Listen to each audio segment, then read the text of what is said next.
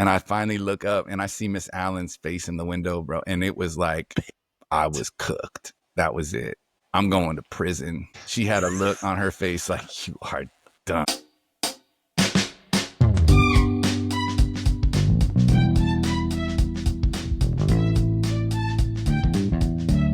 Welcome back to the Swayside Connection podcast. And who do we have on today's episode? It's your boy B Slate in the building. Brian Slater, B Dog, Slater, all those things. Mr. Slater for those. AKA Teach Slate too. I've seen Teach Slate out there too. Oh yeah, I retired from that 2019, man. That's when I jumped off of Twitter. Said I'm done with this. That's interesting. So now you're done with. Are you done with Facebook, or are you still on Facebook, or what are your socials? Are you on? I'm rarely on Facebook. I do get on Instagram every now and then. I can't figure out Instagram these days, man. I just want to see my friends, and it shows me all the shorts and everything. I don't know how to filter it to make it just show me my friends, you know? Yeah. So I pretty much, I'm not on socials very often unless I hear of something going down that I want to, make sure I share out, my thoughts. TikTok? Are you on TikTok? No, sir. I'm too many kids on TikTok. I'm not interested. Nope. As a high school teacher, I see what it does to people. I ain't down with that. And then because man, me and you, I'm still on Twitter. Twitter's probably the number one social media platform that I'm personally on the most. Mm-hmm.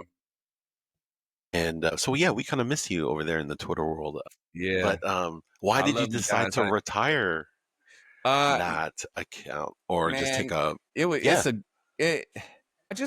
I was tired of being mad at people I was never gonna know. Honestly, that's a great I just reason. was walking around, like I found myself one day just walking around like mad, just like, man, why I'm just mad at people that I don't even know, like, arguing. We're doing bedtime with the kids, and I'm on my phone arguing with somebody over something that it was probably some Russian over in a troll factory, right? Like some bot of some sort. You know, and I was like, I was so tired of it. It just was really impacting my outlook on people, and it was not something that was good for me. It was toxic, right? So no, yeah. I think that's amazing that you're able to do that, because a lot of times, that's still dopamine hits that our brains get addicted to, so that that loop is hard to close off, because it's a lot of people have an emotional, I think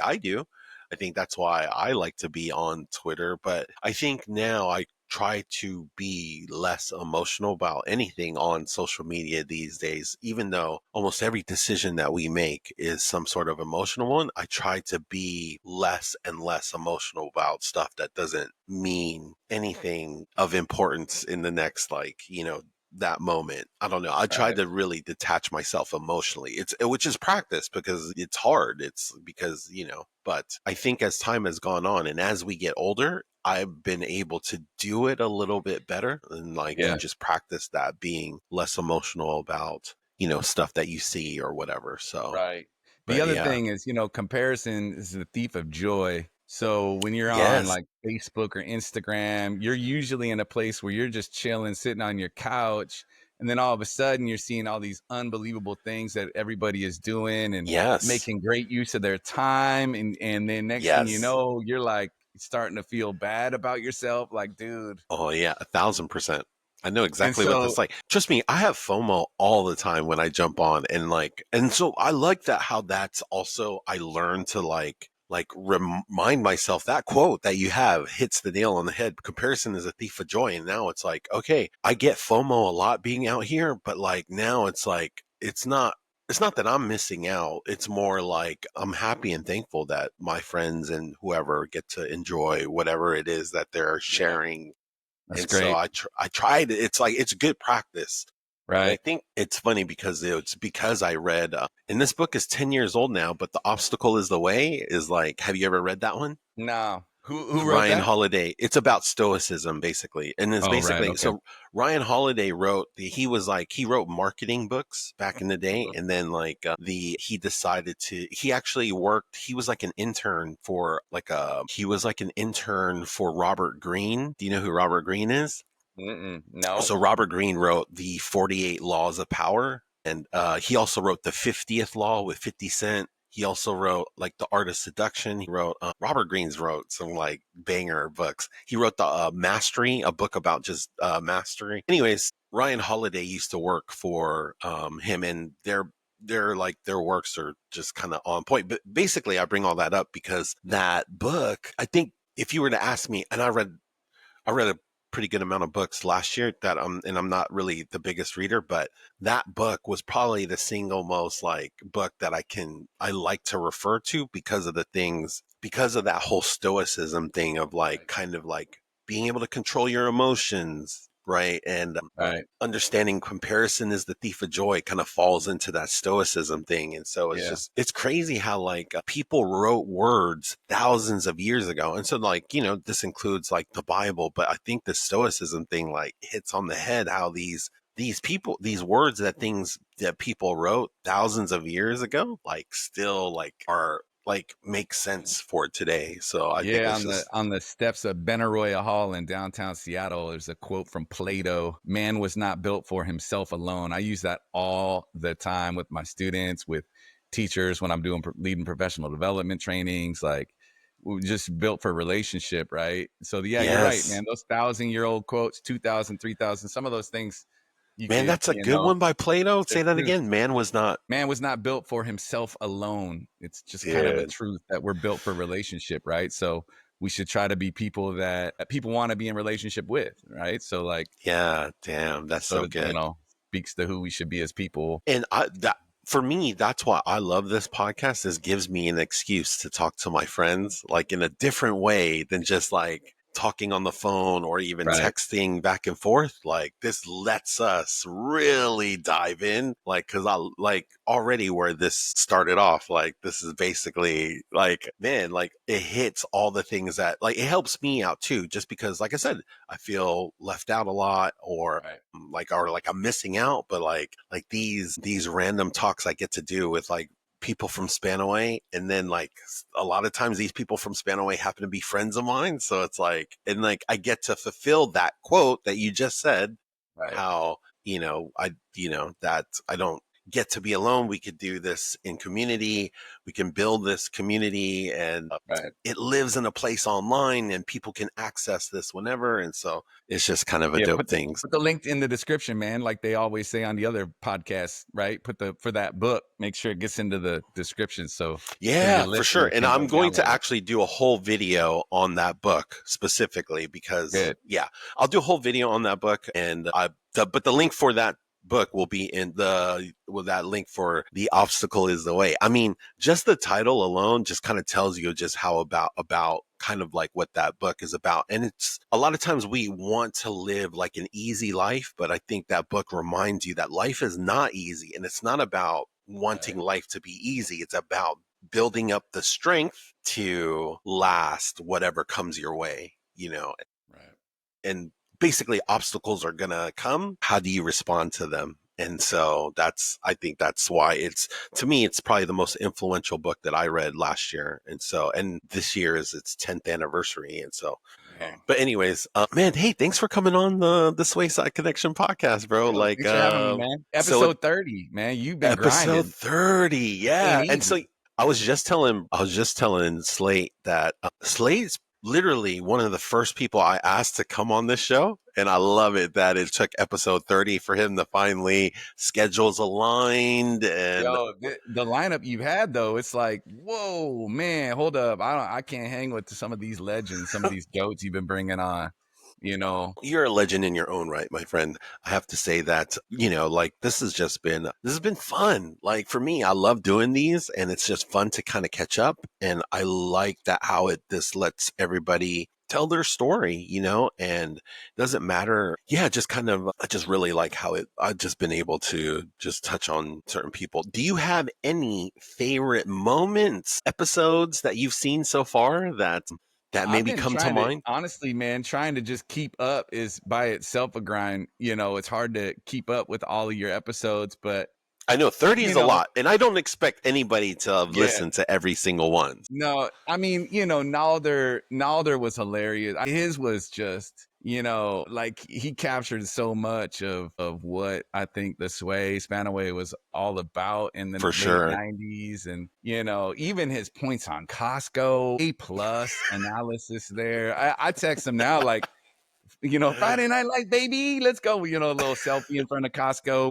I'm trying to run into him. One of these days we're gonna need to, you know, do a live stream from Costco on a Friday night, you know. And but yeah, that was great. I don't know, man. No, You had, you know, it's been great. when I get back, Watching Brie I'm not Heller. playing. I think Costco content is gold. I really think you guys, and I told Jay to do this. I said, dude, because he goes down every aisle. I was like, dude, just take your camera, Yeah. and then like you don't even have to be in it. Just No. I want to hear you talk, and like I want That's to it. hear what. Yes, I just want to hear what's your thought process on some of these things that you're looking at, and then like, and I think that thing, like that video, can get any like. I just think it's gold. I just think it's gold. And Yeah. then it's Jay. So like him just talking like, Yeah. you know, just about the stuff that he likes or doesn't like. And so, and then I It think makes like, everything hilarious. He could talk about anything. You tell him talk about anything, and you're gonna be laughing. You know, Billy Langdon was that way too, man. Like Robert, all, you know, you get those three together, just buckle up. You know, get the three of them on the pod together. yeah, I'd love to have that. And so that's what I'm saying. It's because I've asked all of those guys to come on. And so, and I just got a hold of, I haven't heard from him since the pod started until it was like literally our birthday, like last week. And so I was finally able to get a hold of Tim Armitage. Yeah. Yeah, because he's up there too. Add him to the list. Put the four of them together, man. Billy Dude, so that's what I TZ, mean. It's like, Rob Calder. yeah, part of this is like putting those names out, like, or just the things that make us laugh. I want to see the world see those things that is so hilarious to us, but it's like, it's so funny. It's like, but it's different. This is YouTube. This is a podcast. So like trying to package that is like also a different type of thing. So, but yeah, no, Jay's, which is funny too, because I'll give you a little behind the scenes, because I know Jay was kind of like, Jay was like, dude, I think he's like, I loved he this is after the fact. He goes, man, I loved the episode, but also, man, we kind of just talked about like partying and like kicking it my whole episode. And I was like, and I did, and like he's one of the, you know, he's one of the first episodes, and like going back, like we didn't talk about his family at all during that episode. Right. So it's just like, so then that's why Right. I kind of wanted him to come back on Right. when he came back on with Randy and Jason, just so Yeah. that he could.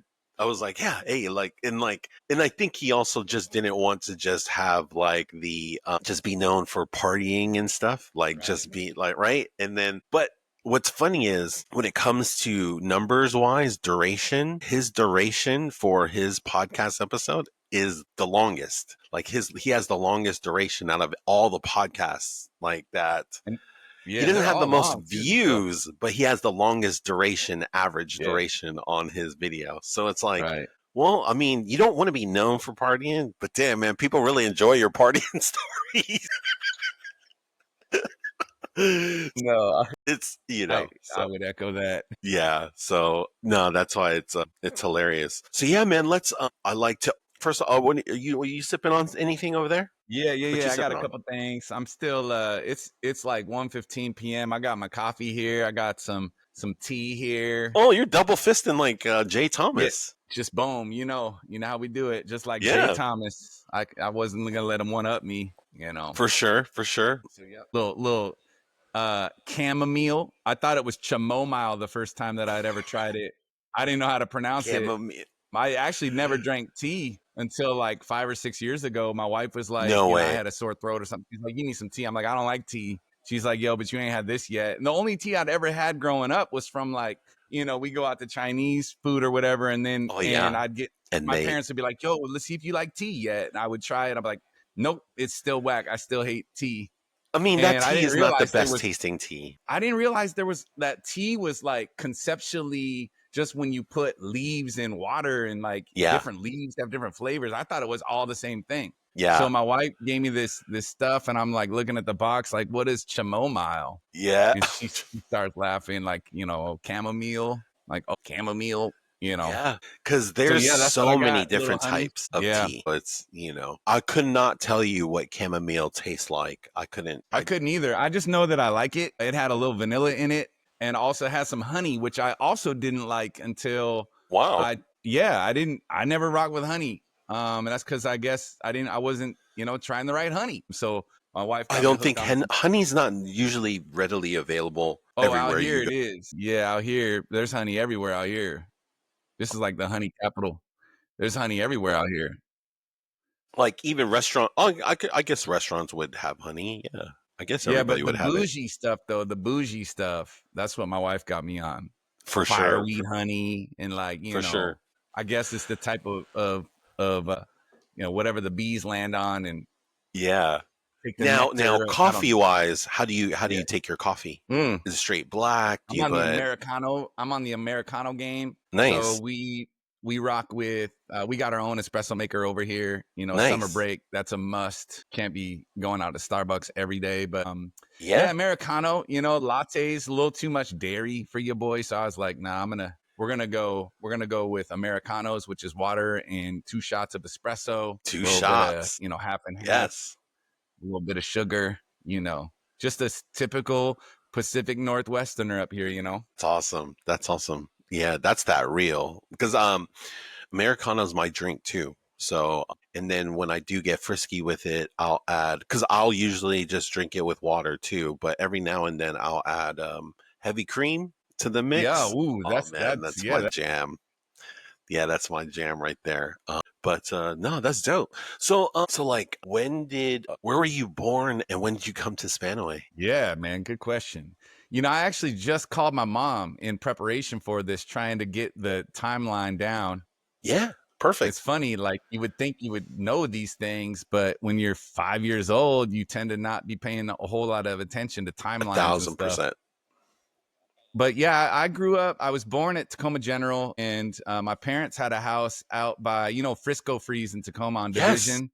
Yeah. Actually, right, the house isn't there anymore. They actually, the people that my parents sold the house to, they ended up, the house was on the property of what was Jason Lee Middle School. It's named something different now. Yeah. And they actually moved the house. So they lifted the house up and moved it. But I Seems like a lived lot there of work. until, I don't know. I guess the school district, they had to Oh, they paid for compensate. it. Yeah, duh. Yeah. Yeah, that But makes so sense. the house sold for $1, but the deal was like you had to move the house if you were going to buy it. You couldn't leave it on the property because they were Gosh. expanding their play Yeah. field or something like that. So, but we had already moved to Spanaway at that point. We moved out to Spanaway in July of 1985. Okay. And so I was 5 years. I had just turned 5 in Exactly 40 June. years ago. Yo, yeah, you're right, That's man. Like crazy. 40. And my mom just moved out of her house. She was there for 39 years and just moved out. Yeah, she moved out to Sumner. So she's living a little closer to my sister, Lindsay, who was a class of '02, Spanaway Lake '02. So Lindsay had just been born. She was like 14 months old. My parents wanted to move into a house that was a little bit bigger than the one in Tacoma. They found Which is so funny a because your Rambler. first house was also in Tacoma. Yeah, and it same. I don't know if you remember the stairs. My mom was telling Yes. me the reason that they moved out of that house in Tacoma was because the stairs were kid killers, like super Oh, steep hardwood. You fall, you might not survive, and so that's why they ended up moving. But she worked with Ryan Weger's mom, Gail. okay. And Gail lived in the neighborhoods where Weeks lived at as a kid. That's Gail was telling my mom, who was a coworker of hers, about this house out in Spanaway. Technically, it was a Tacoma address, but fed into actually Franklin Pierce or Spanaway Lake. Those were the options, and so that was my neighborhood, man. I think the first day, my mom doesn't remember this, but I swear the first day that I lived there, some kid on a bike come rolling up, and it was Todd Mitchell, who lived like 8 houses down. Bree Heller was shortly after, but I actually started at Spanaway Elementary School. I was in the Natchez Trail feeder area, but Yes. the daycare lady. So my mom and dad decided to send me to school after school had started. So kindergarten had already started. They were going to keep me back a year. So I was, I guess supposed to be class of '99, but my mom, there was a daycare lady that I went to right by Spanaway Elementary, and my mom went to Spanaway Elementary, like, can I enroll my son? I know school's already started. They're like, yeah, Miss Cunningham. She was like, yeah, bring them in. I didn't have any of my vaccinations, so they had to run and get me, all the vaccines and whatnot. And away we went. So kindergarten, I was at Spanaway Elementary. And then after that, first grade through sixth grade, I was at Natchez Trail. So you went Spanaway just for that 1 year to enroll in to be, Right. And then that's so crazy, because that little piece, it's so funny how, like, when you're whatever class you're in, how that dictates how close you are. Because I'm not gonna lie, my closest friends from Spanaway, we all graduated together. Literally, like, all of my closest friends, we just happen to be in the same class. And just partly because of the classes you're in, and like just being grouped together in the same class. So like, it's so funny. Like, you easily could have been 99 because you're easily, you know what I mean? And so many of my friends in the neighborhood, right, that were at Natchez Trail, you're right. I mean, like, David Brokaw, Todd Mitchell, Robbie Dacier, Rob Rester, Bree Heller, Sarah Vanderplaat, all that, all 98ers. All 98ers, man, like, and great people, man, just like. And then you just happen to be more tight with them than any of the other, versus other people that were also lived in, like Brandon Gorley and like some of the Gorley, other folks. Like, same though. Like, Brandon was a year younger, but he was in the same neighborhood, so we cross paths all the time, and just out riding bikes, or all those things that we did. I would always go over to Rob Rester, who he was across the field. He lived by like Carly Bauer, and I would go over there all the time, and it was a little short 5-minute bike ride. Jason Inouye lived right up the hill there. So we had a great neighborhood. Some of the, obviously Ryan Weger, even the Sheltons lived pretty close. That's crazy, man. That's that's interesting to say. And then, like, siblings. How many siblings did you have? Oh man, I got 2 little sisters who are incredible. Lindsay, who she's the class of 02, and then Megan, class of 05. Those 2 women are crushing it in society. My sister Lindsay, her and her husband built a curriculum company called Character Strong. They just recently sold it and are doing very well in life. Lots of success. They got a little son named Brant, my nephew. And then I got my sister Megan, who she's a civil engineer, class of 05. She's actually building she's the lead engineer, so the boss, the top of the food chain of the new 167. So 167 is now going to punch through all the way to I-5 and then out to the port. So anybody who's listening here in this area who still lives out here, that construction project, that's the Spanaway Lake grad that's leading that. Wow. Egan Dunn, and she got 2 little boys, Trace and Kyler, and those are my sisters, 2 and 05. So hold on, man. You said brought something up interesting. 67 is going to connect to I-5 in like in that Renton area, or no, it's going to punch through Fife. Through Fife. Okay, so where 167 ends. It ends at Meridian there, right? It's just like a T. Yeah. Oh, yeah. If you keep going past 512, it just ends. You go to River Road right now if you want to get to Tacoma. But it's going to now just keep going all the way through. It's like $200 million project or something crazy like that. Yeah. So, she did that. She also is she engineered the project where they actually, the old Puyallup River Bridge right there when you turn left off of 167. That was her project as well. So, but yeah, Linz and I, we taught together for, golly, man, I feel like it was maybe 10 years or so, maybe a little bit less than 10 years at Sumner High. So for a while, it was her and her husband, me and my wife, the 4 of us were all teaching at Sumner High School together. Wow. And they left the classroom to go build their business. And, when they sold, they had over 100 full-time employees and, like 12,000 schools and pretty cool stuff, man. So Sway out there representing internationally. Dude, for real, man. Sway representing out there. You guys are representing out there. Yeah. Your bloodline's representing out there. That's all. Yeah, my parents did a good job, man. My parents, they did a good job, Yeah, for sure. No, that's dope. And then, so Spanaway for 1 year, Natchez Trail. Do you have any memories from elementary at all? Do you remember any teachers, classes?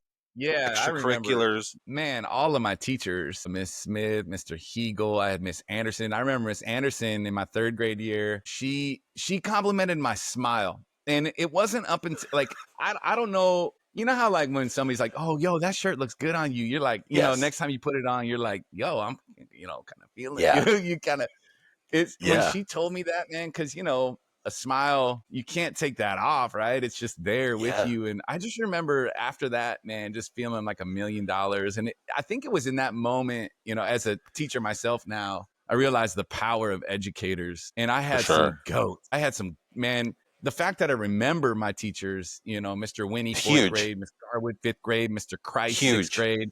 Natchez Trail was crushing it, man. They just gave it their all. And man, like all the way up through high school, when I think about my high school teachers, Miss WB, right? Miss Beckman, Miss Allen, who's now Miss Cote, Best, like I had all the guys. I love hearing. I did not have Hoseth though, man. I never got to have Mr. Hoseth. A shout out to him, man. I loved his interview as well. That was a great one. Yeah.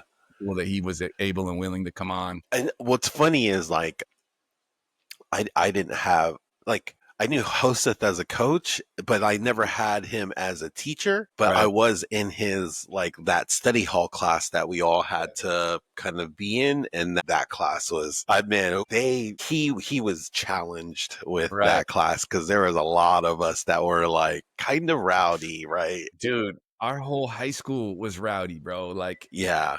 our So high it's school was we had some wild times. I mean, and like we don't know the difference. You don't know the difference until you leave or you meet people. When I went to Central, we had a reputation I didn't even know about.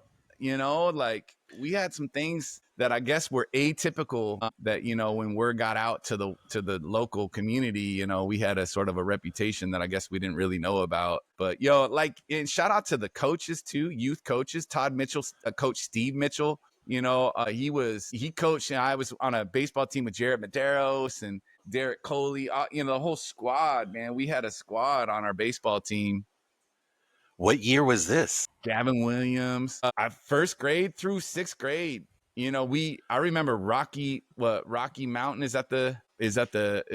Rocky Ridge. What's the elementary school by Bethel High School? Was it Rocky Ridge? Oh, That was like our rival though, man. Them dudes beat us all the time. But like, Steve Mitchell, just think about how much time he gave up so that we could play baseball, have constructive things to do with our time as we got older. He called me number 6. He'd probably still call me number 6 if I ran into him today. But like that's how I met Daniel Achave, was in elementary playing soccer with him. Matthew Weathers played soccer with him. Rob Rester, Rob's dad would take us to and from practice.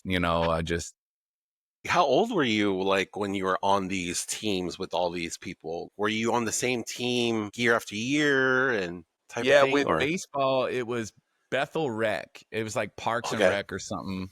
yep, Just a rec baseball team through sixth grade. And then soccer, I think I played all the way through eighth grade, maybe ninth grade. And then I just kind of got tired of it. And I would play, I don't remember. I think it might have been ninth or 10th grade that I stopped. And it was because I was running cross country. I ran cross country, and the soccer team was, I think, just a rec team anyways. So those usually go to like U15, U16, something like that. So, yeah. but just that meshing, right? Because Daniel went to Cedar Crest, I went to Spanaway Junior. And so once we all got to high school, it was like, oh man, I know all you guys. No, that I is know you tight. as teammates, but Yeah, as classmates, that was new. And Spanaway Junior, like it was funny. You get all these little satellite groups of friends by the time you get up to high school. I had my my soccer homies. I had my Natchez Trail friends. yeah, Baseball buddies growing up. I had church friends.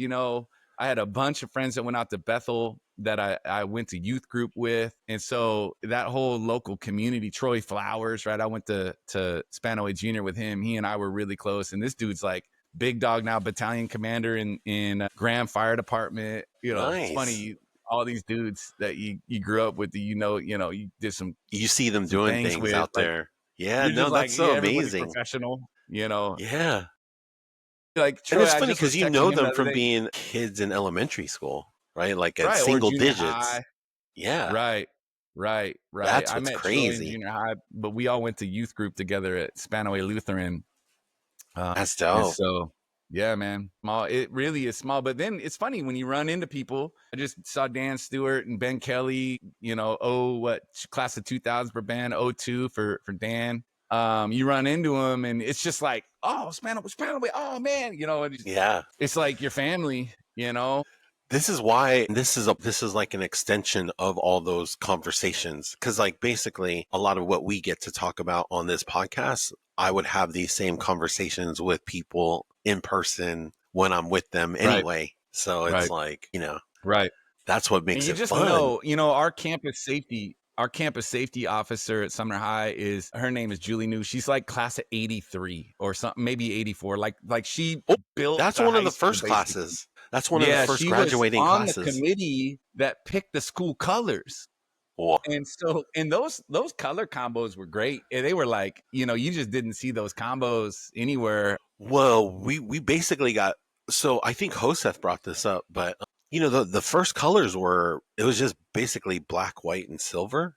Right. And they didn't add teal until much later, until like, Right. I think basically like late 80s. Right. So Yeah, but she was just this year, her first year at Sumner High, and it was just like, I never, she's a lot older than I was, but dude, it's just, you just know, right? Like, yeah. Spanaway Lake.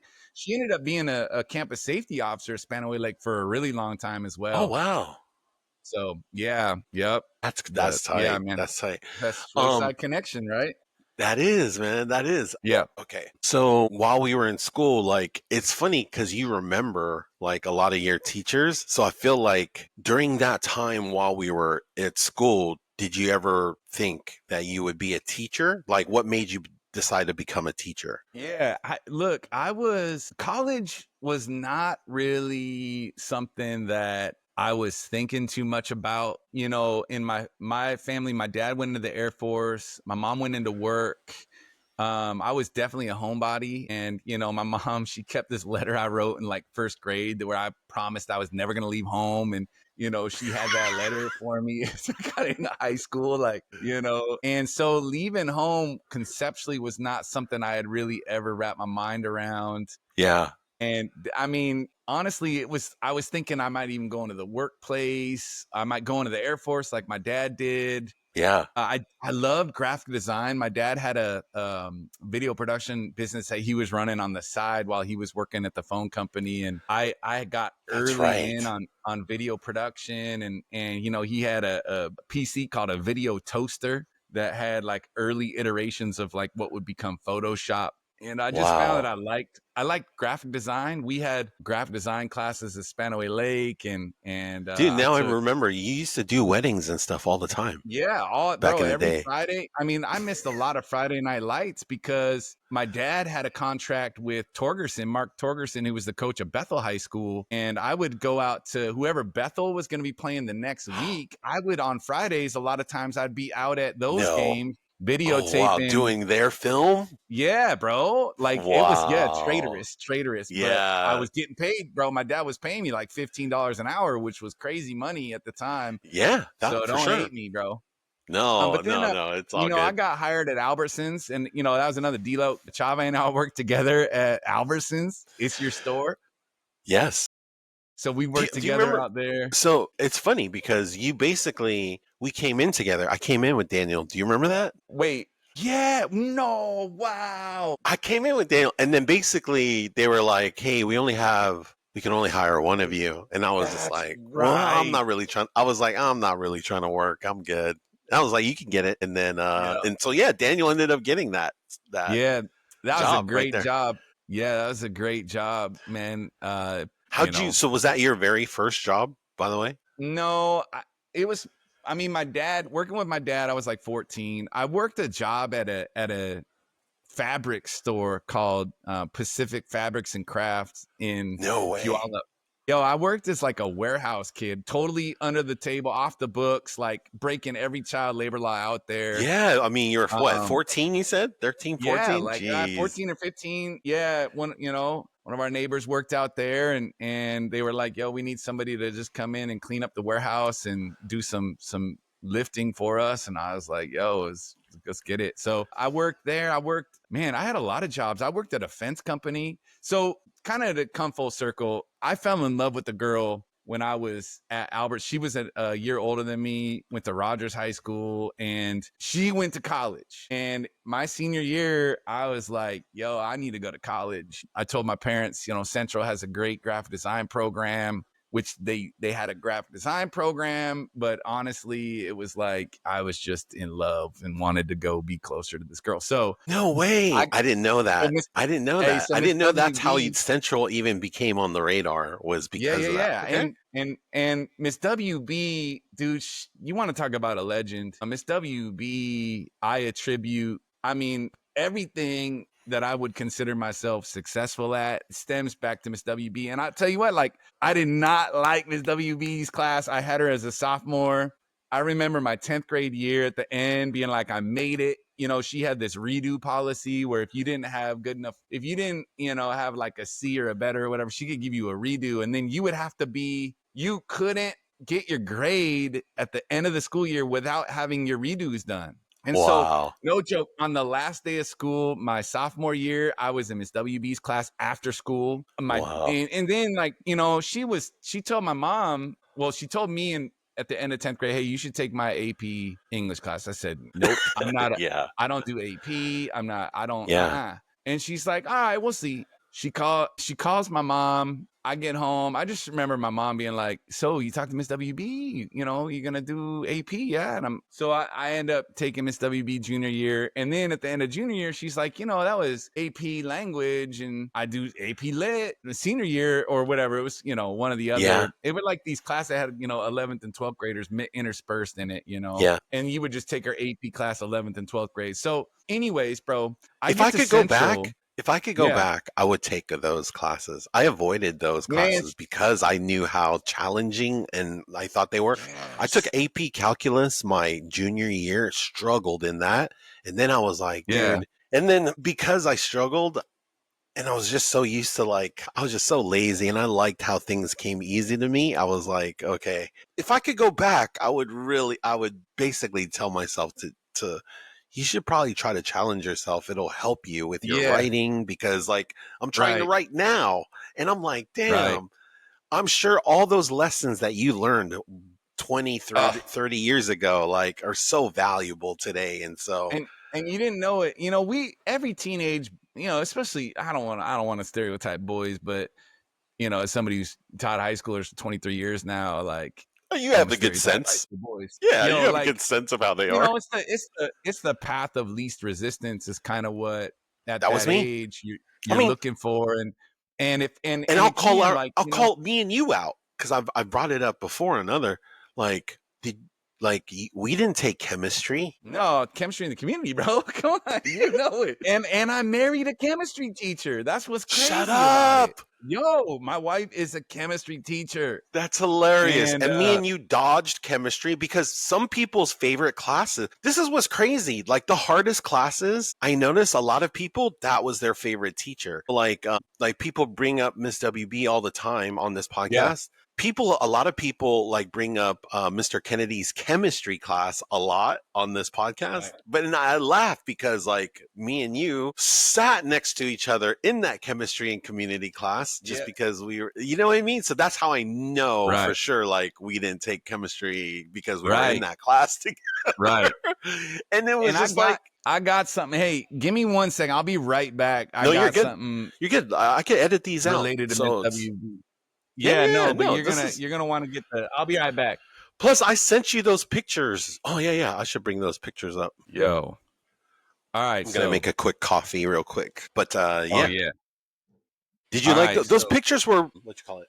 Do you remember those? Yeah, that was from her Facebook, I think. Right. So Miss WB, she, as a teacher now who, I read and grade essays, I empathize with how much work that she put in so that we could be good writers, right? I didn't know that. When you're getting redos and things like that, you're just mad at the teacher, why you make me do all this extra writing? But I got it to Central. I got to Central and it was maybe my first quarter, second quarter, something like that. I wrote some essay.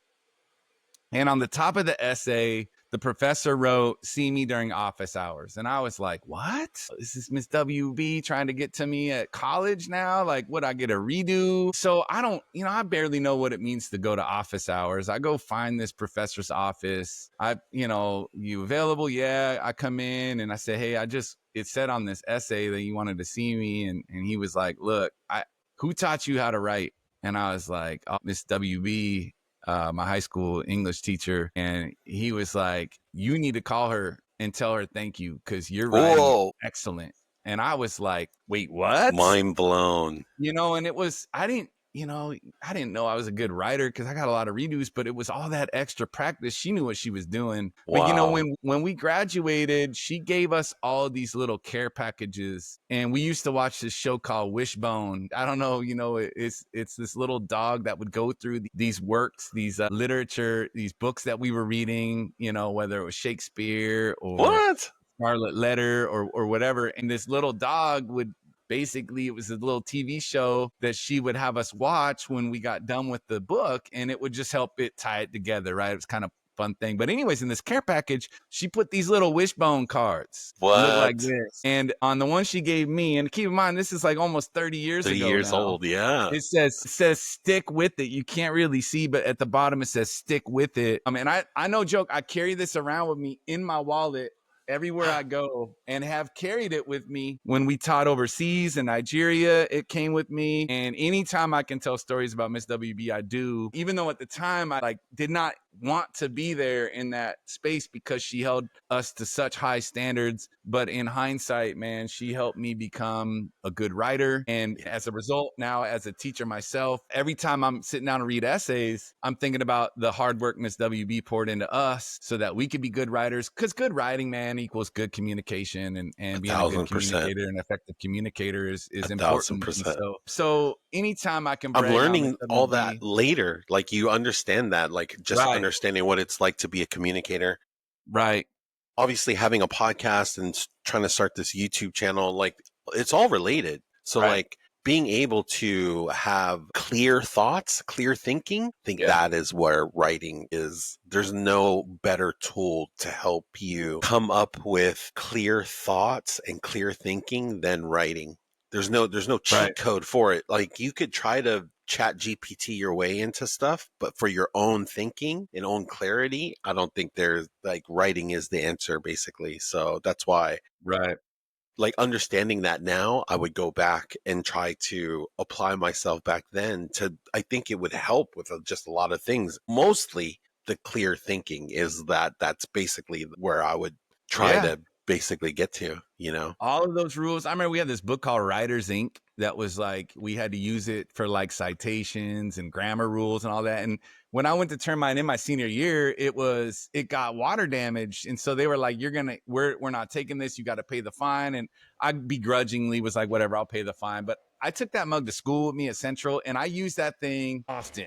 I mean, she taught us how to use it when it was, varying sentence openings or grammatical rules or how to cite. It had all that in there, and I ended up using all of it, so I'm glad that they made me buy it because I took it with me to college and I'm not going to lie. Man, I think about it too, because did you have that class? So Daniel, Jay, and Goodall were all in that class with you, right? And to be honest, this is why it's kind of like, they were my roommates my freshman year at UW. And I'm not going to lie, like, literally the stuff that they learned in that class, I used just to my papers to write, because I didn't know the process, right? And like, these guys are all like, oh yeah, it's easy, you just do. And I was just like, what? And in my head, I'm like thinking, man, where did you guys learn how to do this? And there's like, oh yeah, and they basically, the same teachings that you got, like the things that you were learning, I basically, man, they literally helped me. All three of them, like, they basically helped me write my papers my freshman year at UW, because I didn't know what I was doing. Like, I couldn't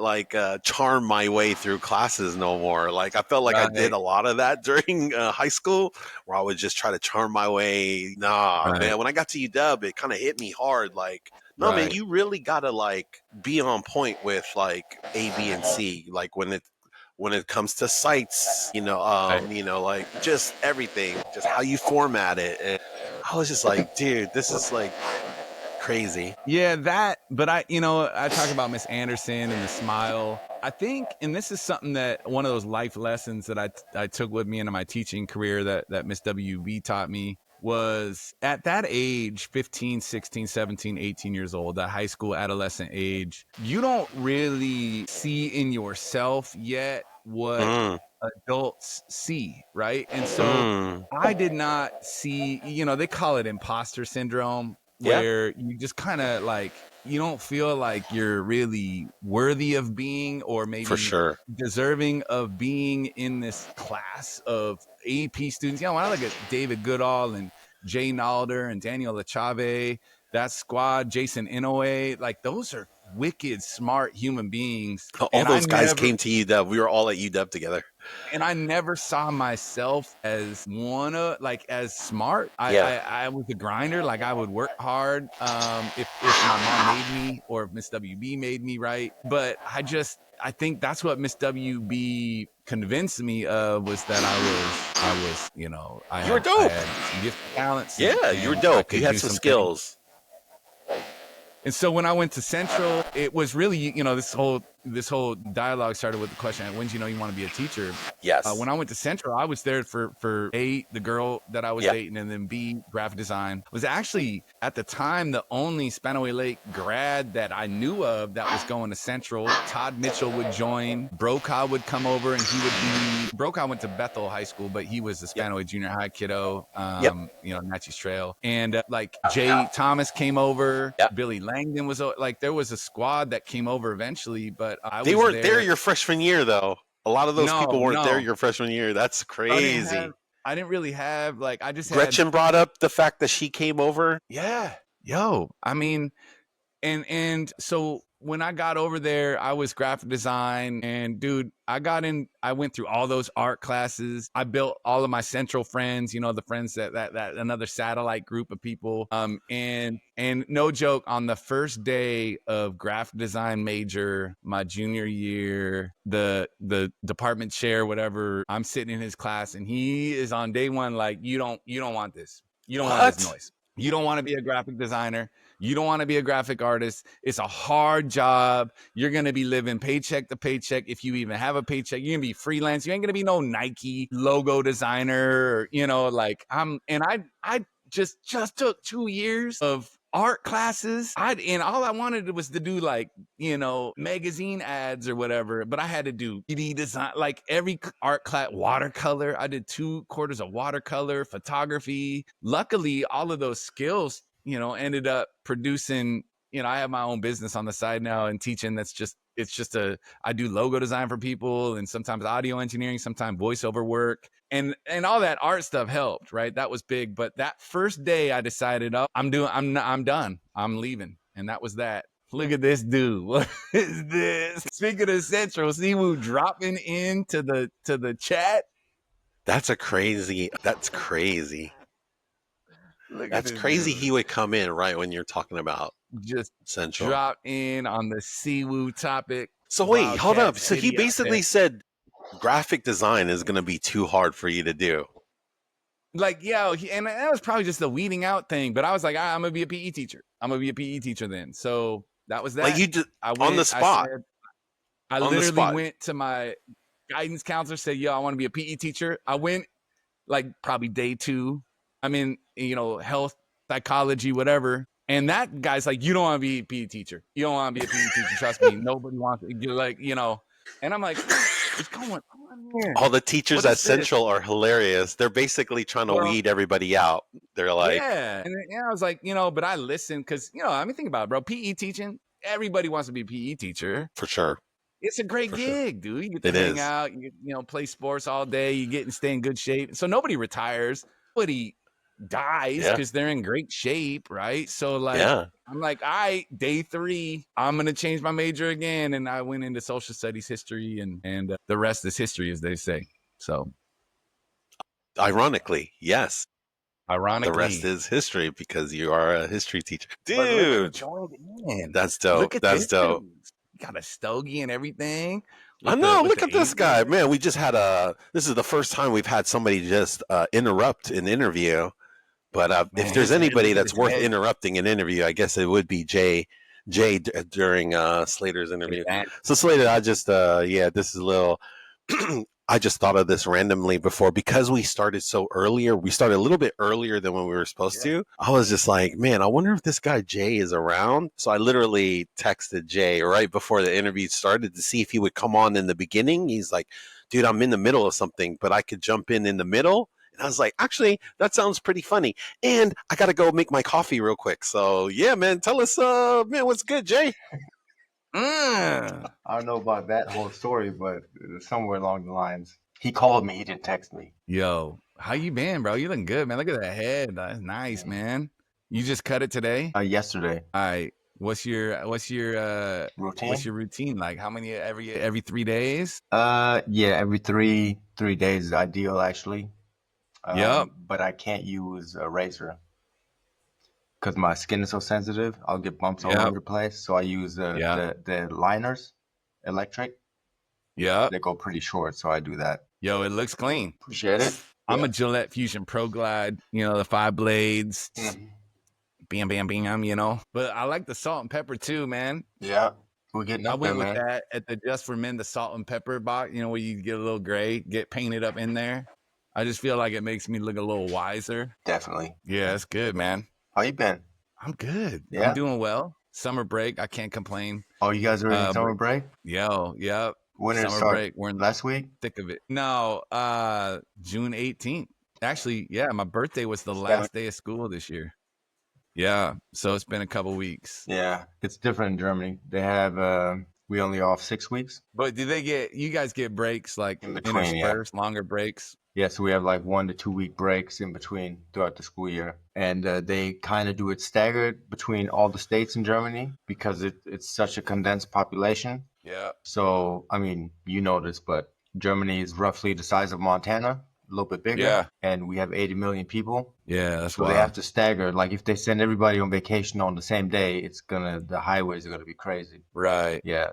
So I know a couple of states are on holidays now already. We don't get out until the first week of August. So your kids are at school right now? School, and the little one's at kindergarten. My little one is 4. My Lord. That's crazy. 4 years old already. Oh, yeah. My Lord.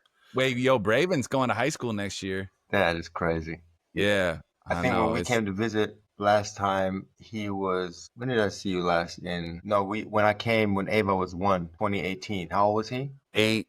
8. So Ava's turning 8 now in September. My gosh. Dude, time flies. That's crazy. That's nuts, man. I know. So hold up. It goes so fast, but that room that you're in, Jay, you can smoke cigars in there? That was AI. This is my office. Okay. That's dope. I'm home. That's dope. My bad. Yeah, man. So wait, the kids are in school. They don't have a break, or like, is there a break coming up, or do they have a summer break like the way Americans have a break, or? Yeah, not as long. We are only out for 6 weeks. Yeah. Okay. So we got to find stuff for them to do. Yeah. Nah, man, that's and how's the weather out there in Germany? It was amazing the last couple of weeks. Like last week, we had, I think, 4 or 5 days in a row. It was like 95. Wow. One day was like 100. That's wow. Yeah. That's kind of hot though. That's kind of hot. Yeah, it was really hot. And then today it was like 85, 80. Yeah, about 85. Do you guys have air conditioning in your house? Both of you guys. Do you guys have AC? Absolutely. Yes. The people talk out here, oh, what you need AC for 3 days or something? No, it's months out here. The things are changing. It is hot. Yeah. It gets hot more often now. When my wife was pregnant, it was like, we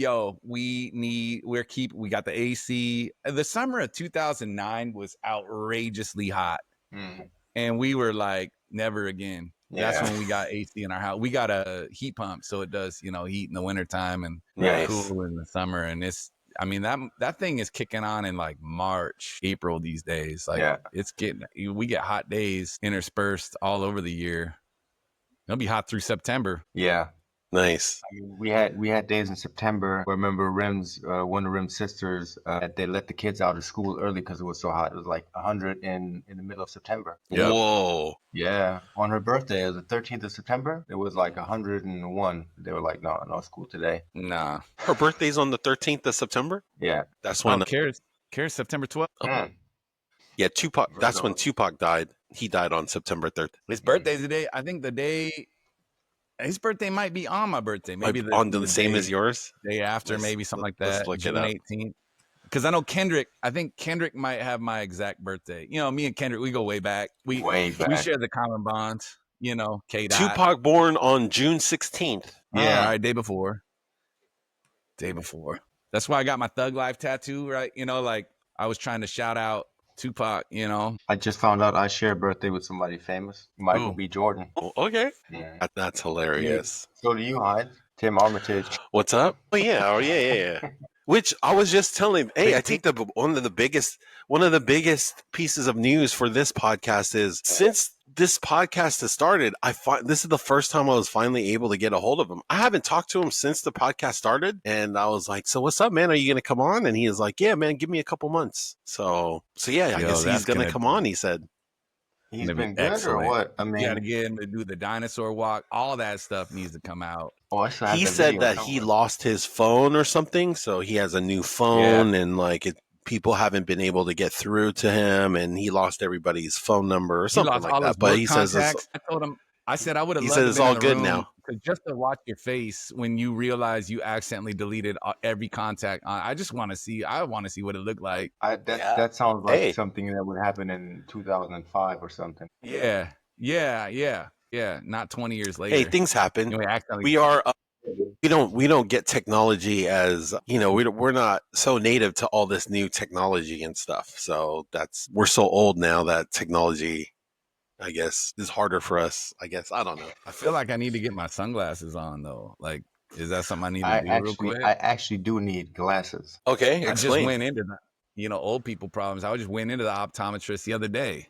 What do you want me to explain? You all good? Why I need glasses? Because I can't see. Yo, I didn't know I needed glasses at all until my wife was like, yo, it was during COVID, looking at a computer screen. I was getting these headaches. I'm like, man, yeah, I don't know what's going on. She's like, I was getting headaches when I just needed glasses. I'm like, I don't need glasses. She's like, well, we're going to go in. I need to update my prescription anyway, so I'm going to sign you up. I'm like, all right.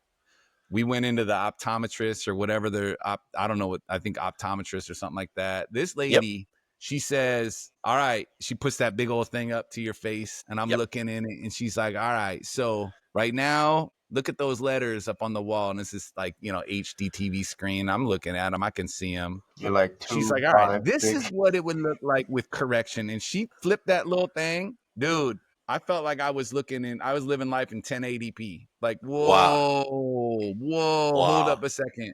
And she goes, oh, that's option 1. Here's option 2. And she puts the second one down and it was just like from TP to 4K. Just no way. And I realized, I was like, dude, this is incredible. When can I get these? Like, I just go out and buy them. And she's like, no, it's going to be like 2 weeks. I was like, can we strap the thingy to my head? I'll walk around with that thing because what I just experienced in life was incredible. I need that again. And that was it. I was rocking glasses from that point forward and never looked back. I think I need glasses too, but it's not, I'm nearsighted. I'm nearsighted for sure. Like freeway signs are kind of hard to read sometimes, especially at night. But just for the safety. Go ahead, Jay. Go ahead. One of your eyes must be better than the other eye, and you know why. Go ahead. When's the last time you drove with him? When's the last time you drove with him in a car on the passenger seat? It's probably been years. It's been a long time, dog. Every time he drive, like how you just drive like this. It was like this. You just drive straight, right? Yeah.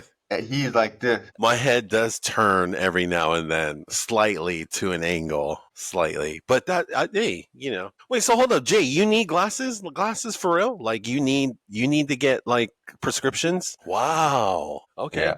Damn, man, we're old, guys. Yo, yeah, and the lady. So I think I only need them for driving because if it's far away, I can't see it. They're still pretty good. My eyes, but I think it'd be safer to get them. Yeah. But the lady told me like 2 years ago, like, hey, so eventually, your glasses, because I'm nearsighted as well. She's like, eventually when you're reading things up close, you're going to feel yourself straining. Like, and I was like, nah, I don't know what you're talking. That's not happening. I can see, I got my glasses. Can you just take them off?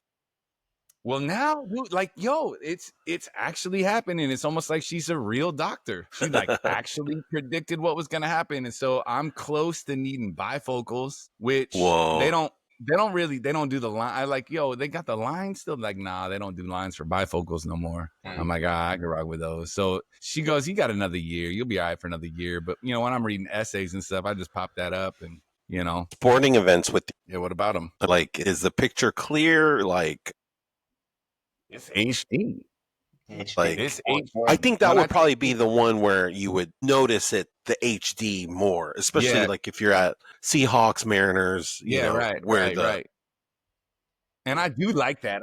I do like that.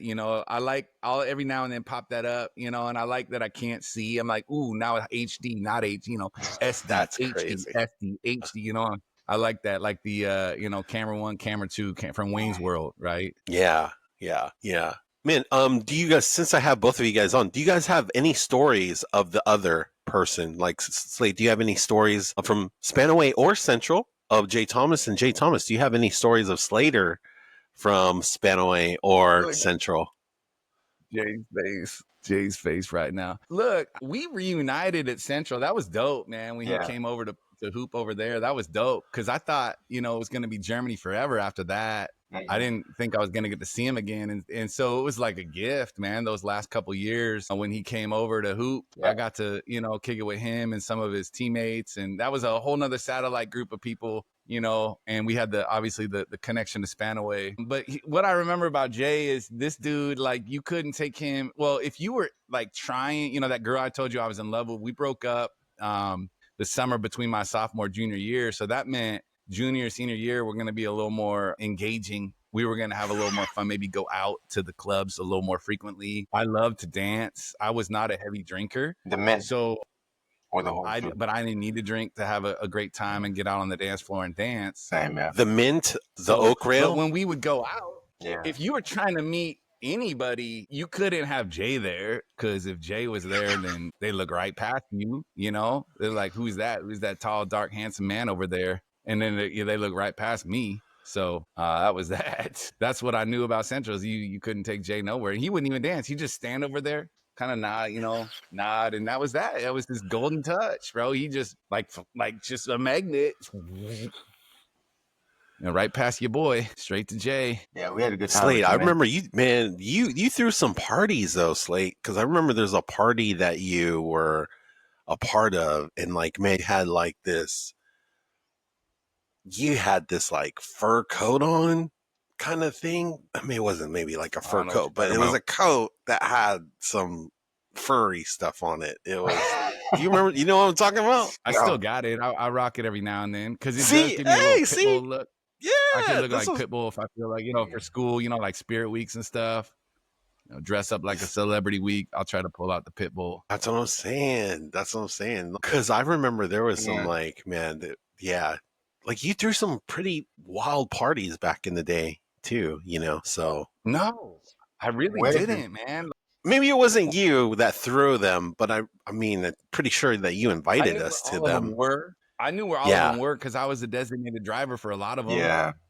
Getting people to and from, location safely. And then, like I said, I didn't really, honestly, the only time I've been hungover one time in my life, and it was when all y'all came over. It was it. That was the only time I've ever drank so hard. So maybe that was, that brief moment you all were witness to. Bro, I have not had a strawberry Pop-Tart since. Was that my graduation? I got up that morning. Was that my graduation where you got so drunk? What? Was that my graduation where you got so drunk when they all came over? I don't remember that, so maybe it was. Because you came with Brokaw, was there? Brokaw, I remember that. Heinz, Tim, Robert, and the Lewis boys. I do remember going over there. I remember going over there for your graduation because I remember the Dolomite, and then we all had to, two, 3 times.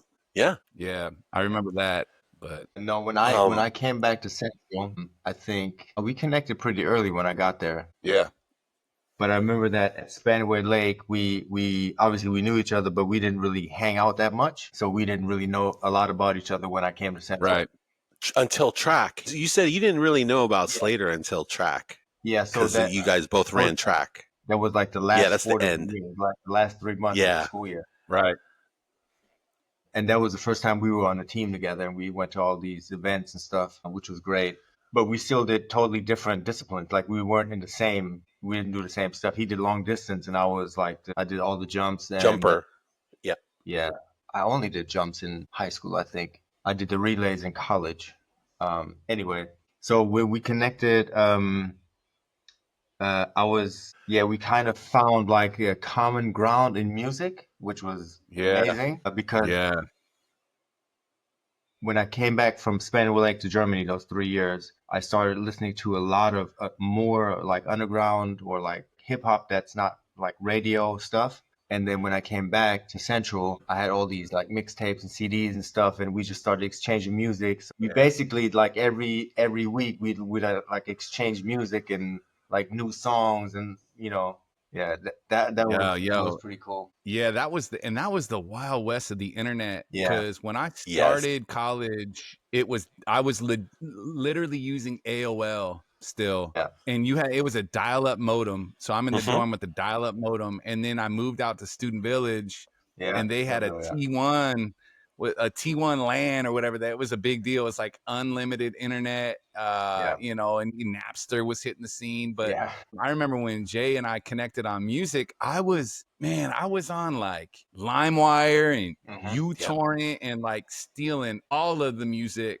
And it was like 0 day stuff that was coming out. I remember getting Eminem albums weeks before they dropped somehow. I don't know how, but we would get mixtapes. I remember Jay's who put me onto Kanye. He's like, yo, you got to hear the. And I knew Kanye already. I knew the name from, he was producing for Jay-Z. But when I was like, wait, hold up, he raps? And he sent me 2 songs. It was 2 words and Through the Wire. And dude, I was like, whoa, this guy could speak. He got hard. He could rap too. And then we connect. I remember one time, both of us, at the same time, we woke up to the commercial. And which commercial was it? It was like a Coca-Cola commercial. The Vanilla Coke commercial. And it was Dilated People's this song called, what was it called? It was This Way? No.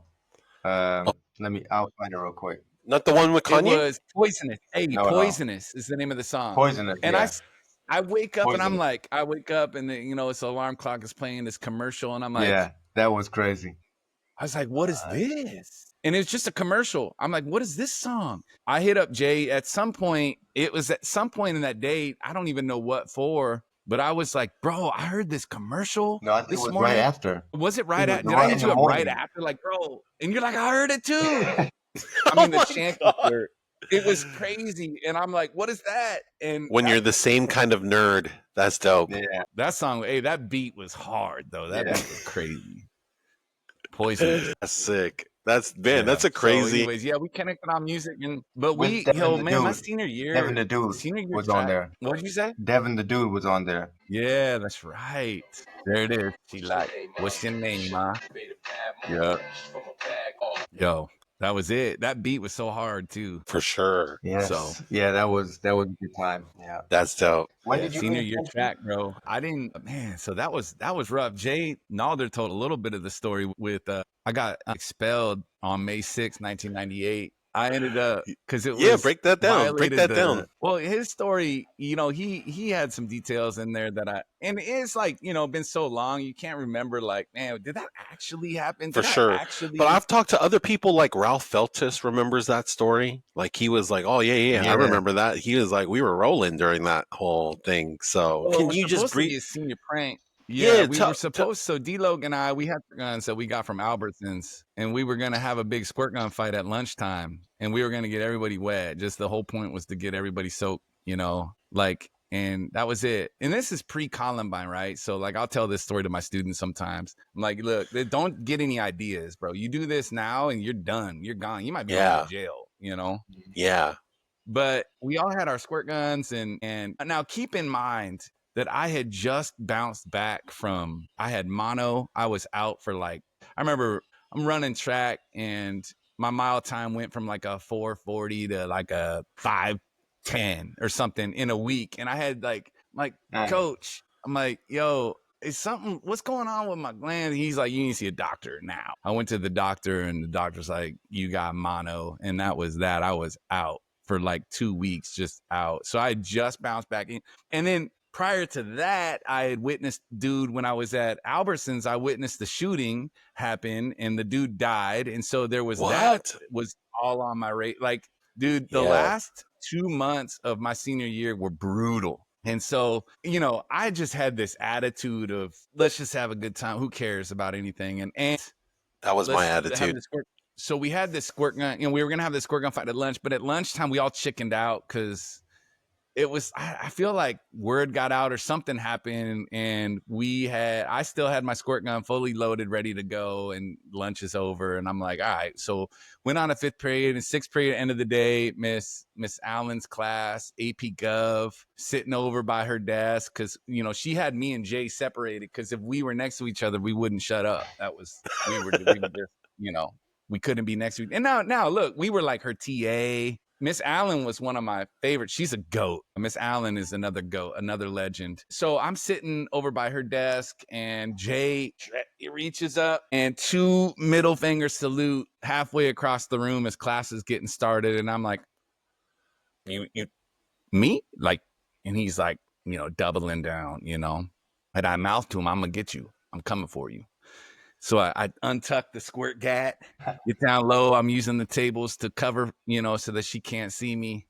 And I go to run across the room and she catches me. Like, she's like, what are you doing? Go sit back down. What are you doing? We got to get started with class. I'm like, oh, I'm just getting ready for track, you know, get warmed up. And she goes to start and I just turn around and do a shoulder roll right behind her. And I had been like practicing this shoulder roll for a while. She had these gymnastics mats. I think that they used her room. I think it was like had a dividing wall or something. And they would maybe have gymnastics practice or something in there. I'm not really sure, but I would use them all the time, just, you know, rolling on them. So I was pretty good at the shoulder roll underneath her. I pop up. I was in front of, I think, David Goodall at the time. So I think I did a second shoulder roll, pop up, and blasted Jay maybe twice. That was it. Next thing I know, my arm, you know, she's yanking me out of the room. I set the squirt gat down in front of David Goodall, who I think he already had one ready to go. He might have been dual wielding it. She's out in the hall yelling, you know, talking about, what are you doing? About, you know,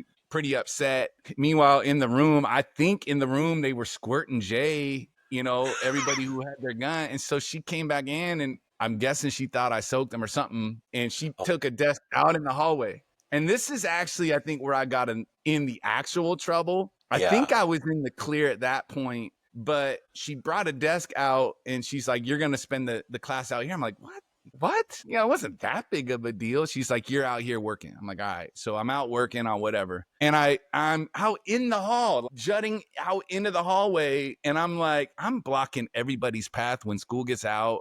Let me just slide this desk right up against the door real quick, you know, in the little cubby where the classroom enters. I'm just going to fly right in there and get my work done. And then the bell rings and I'm working. I'm busy. I'm focused, man. I'm like locked in. And I feel the desk and I'm like looking down, feel the desk kind of move when the door hits it. The kids are trying to get out and I'm just going to keep working. I just keep working and working and working. And I hear, you know, like, and I finally look up and I see Miss Allen's face in the window, bro. And it was like, pissed. I was cooked. That was it. I'm going to prison. She had a look on her face like, you are done. So I slide the desk back, you know, everybody leaves. Everybody's giving me a hard time. That makes sense you're now. Such an idiot. What are you doing? And I push the desk back in. I'm like, all right, Miss Allen, I'm going to trash. She says, you ain't going nowhere. We're going on the main office. I'm like, for what? She said, that makes sense now. To school. I said, bring a gun. I brought a squirt gun. She goes, it's a gun. Yeah. And I'm like, no. We go down. I remember they put me in Miss Baginski's office. You remember her? And I remember Mr. Wright came in, the security guard. And I look at him and he's like, yo, this is for real. He goes, bro, this is this is for real. You are in big trouble. And that's when it hit, like, oh man. So they're like, you need to, they give me the phone. You're calling your mom. I'm like, I don't want to call my mom. I don't want to call. Please don't make me call my mom, please, And they're like, yo, you're calling mom. So I call my mom at work. I'm like, Mom, I'm in trouble. She came up and they were like, you're expelled. Wow. You're expelled. I'm like, expelled? Like, it's May 6th. Dude, we graduating in a month. Yeah. What are you talking about expelled? And they're saying, you're expelled. So I go home, bro. I cry all night long. I'm not ashamed to admit that. I thought my life was over, and we go back in the next day for, I don't know, some meeting with the principal, and they tell me in the meeting, they're like, all right, we've decided not to expel you. We're gonna suspend you for 3 days. And my mom was like, what do you mean you're gonna suspend him? I'm like, Mom, this is good news. What are you talking about? She's like, you told me you were gonna give him a detention. And I'm like, wait, you knew I was just getting a detention and you let me cry all night long? And she's like, yeah, I didn't think that they were going to suspend you. So anyways, I got suspended for 3 days. And I remember framing the suspension paperwork put on my wall at Central. It said, suspension for disruption of class / false imprisonment / use of a squirt gun or something like that. But I think it was the false imprisonment that really 1,000%. The false imprisonment was the one that was just like, dude, now you're really being a dick. Yeah, that was that. That was a poor choice. But and so, at that point, I had just bounced back from mono. I had, just got suspended, and that was that. I was done. I was not going to be able to finish track. I didn't know any of that happened. Jay, did you know any of that happened? No. Yeah. I had no idea. It was, senior, bro, it was hard, man. And, it wasn't until later in life that I realized that I probably should have talked to people about, especially the trauma of the shooting. That was spring break. That was like first day of spring break. And I was just trying to get done with work, broad daylight, and happened to just be in the wrong place at the wrong time. And in the middle, ended up caught in between, two people who didn't like each other very much. That's crazy. I didn't even know that. Yeah, no, that's no, man, that's interesting. Yeah, man. And do you guys have any funny stories that you remember from back in the day? What are some of your funniest moments from Spanaway that you can share or willing to share that you happen to remember? Either of you. I gotta think. I don't know. I can't think of anything that was. A lot of my funny stories came after high school. Being out with Tim Armitage when he tore his ACL, crip walking at the Emerald Queen Casino. That was it wasn't funny, but it was like wait, what happened? All places. We were out. He tore his ACL? Blew his whole knee out, man. We were out, because okay, Abe, this is perfect time. Story time. You could pay to go to the club, or you could go to the Emerald Queen Casino and go to the club for free. And one night, the two of us were like, let's go to the EQC, the casino. We go out there, and bro, like some Dre comes on, and we had, the C-Walk was. Wait, hold up. Was this when it was on the boat? When it was actually on the boat? It was out. This is OG. Correct. This is wow. G. This is like 20 plus years ago. They had the boat, and then they had a separate building on the same site. Yes. You know what I'm talking about? The boat had the actual like casino stuff on there, but they did have an area where you could like dance and stuff. Yeah. It was multiple, but you literally, this is when Emerald Queen used to actually be on the water. The OG across the port, Emerald Queen. Yeah. And it was free. That's all we cared about. It's a free place to dance, meet people, whatever. So we're over there, and bro, like some Dr. Dre comes on, and we feel safe enough to, C-Walk. You gotta learn some lessons of don't be C-Walking in certain locations. You get yourself in big trouble. Like you got to be careful, like legitimately careful. Don't get yourself in trouble, right? This is a pretty safe. Slate, by the way, is the best C-Walker I know out of anybody. Literally that I know. Nobody can C-Walk better than Slater. Yeah, not these days, because I learned from people like Tim who, not these days. Oh, it's a lot of pressure on those ACLs. And yes. So some Dre drops. We're both C-Walking together, and this mug just collapses. No way. Like, bro, what are you doing? He's like, oh, I hurt my knee. I'm like, oh, come on, man, get up, put some dirt on it, you'll be all right, He's like, I'm legitimately hurt. I'm like, then let's go. So I help him out. We go. I'm like literally, carrying him out to the car. He's like putting a lot of weight on It's me. just I feel you like I'm two. embellishing. It's just you two. I think I'm pretty sure it was just the two of us. And then who I'm drove? I did. Oh my gosh. He's so lucky you drove. I'm pretty sure I drove. I don't honestly remember a lot of the details. It was a long time ago. 20 plus years. I drove. I would have had to have been the one to drive, but all I know is the next morning he calls me up and he's like, bro, my knee is the size of a basketball. I'm in trouble. I hurt myself bad. Like, oh, you really weren't faking it, dude. Wow. And it was a legit, I'm pretty sure ACL tear or something. He hurt it bad. Do you remember which year that was? This would have been right out of old enough to go to the casino. So yeah, we would have been 21. It might have been before I graduated Central. I don't think I had graduated yet. Because I remember it must have been like one of the breaks, either winter break or summer break or something like that. Yeah. Tim would probably have a better memory of it, but I remember him having an ACL tear. Yeah, it was from sea walking at the EQC. Yeah, this story with Tim, and it was our freshman year at UW. He didn't go to UW. It was our freshman year, and we had met these girls in the dorm, and somebody was dating somebody. Somebody had it was like right around May, June, and somebody had like a pool. Like somebody knew somebody and they were house sitting for somebody. These girls basically invited, like, so it's like me, Tim, Daniel. We go over, and it was like in like somewhere up north, but they had this dope pool, and like nobody we knew in Spanaway like had a pool at their house and it was just sick. So it's like, bro, we're in this pool like maybe 5 hours straight, just being, just doing dumb. They had like a little hoop there. We're having fun, whatever. But neither Tim nor I put any protection on, like sunscreen. None of zero. I'm burnt pretty bad. And then this place also had like a hot tub too. And then also, our summers, right? In Washington, it gets dark late too. It gets dark at like 10. So, I mean, literally we're out there forever. It was a hot day. We're in this pool and like, we're just enjoying it. Dude, by the end of the night though, it's like we try to go in this hot tub and the hot tub feels extra hot. And I realize I'm pretty burnt. Dude, Tim is like next level burnt to the point where, and it's the same thing too.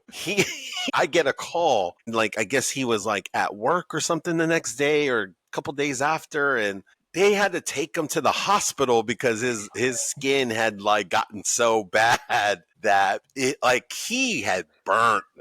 He was like, I think he'll describe it to you, but it was like, it was so red, and like he basically had to be hospitalized because I was burnt, but he was like next level burnt. And we were just like, yeah, we probably shouldn't have been in the water 6 hours straight, but man, we're just two Spanaway kids. Like, we're 19.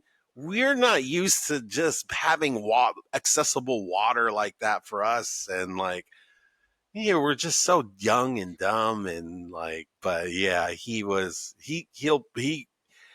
when he comes on, he'll probably tell a little bit like more in depth of like how bad, but it was bad. It was like bad because I knew I was in bad shape. What's your Tim hospital story, J Lam? You're the only one left.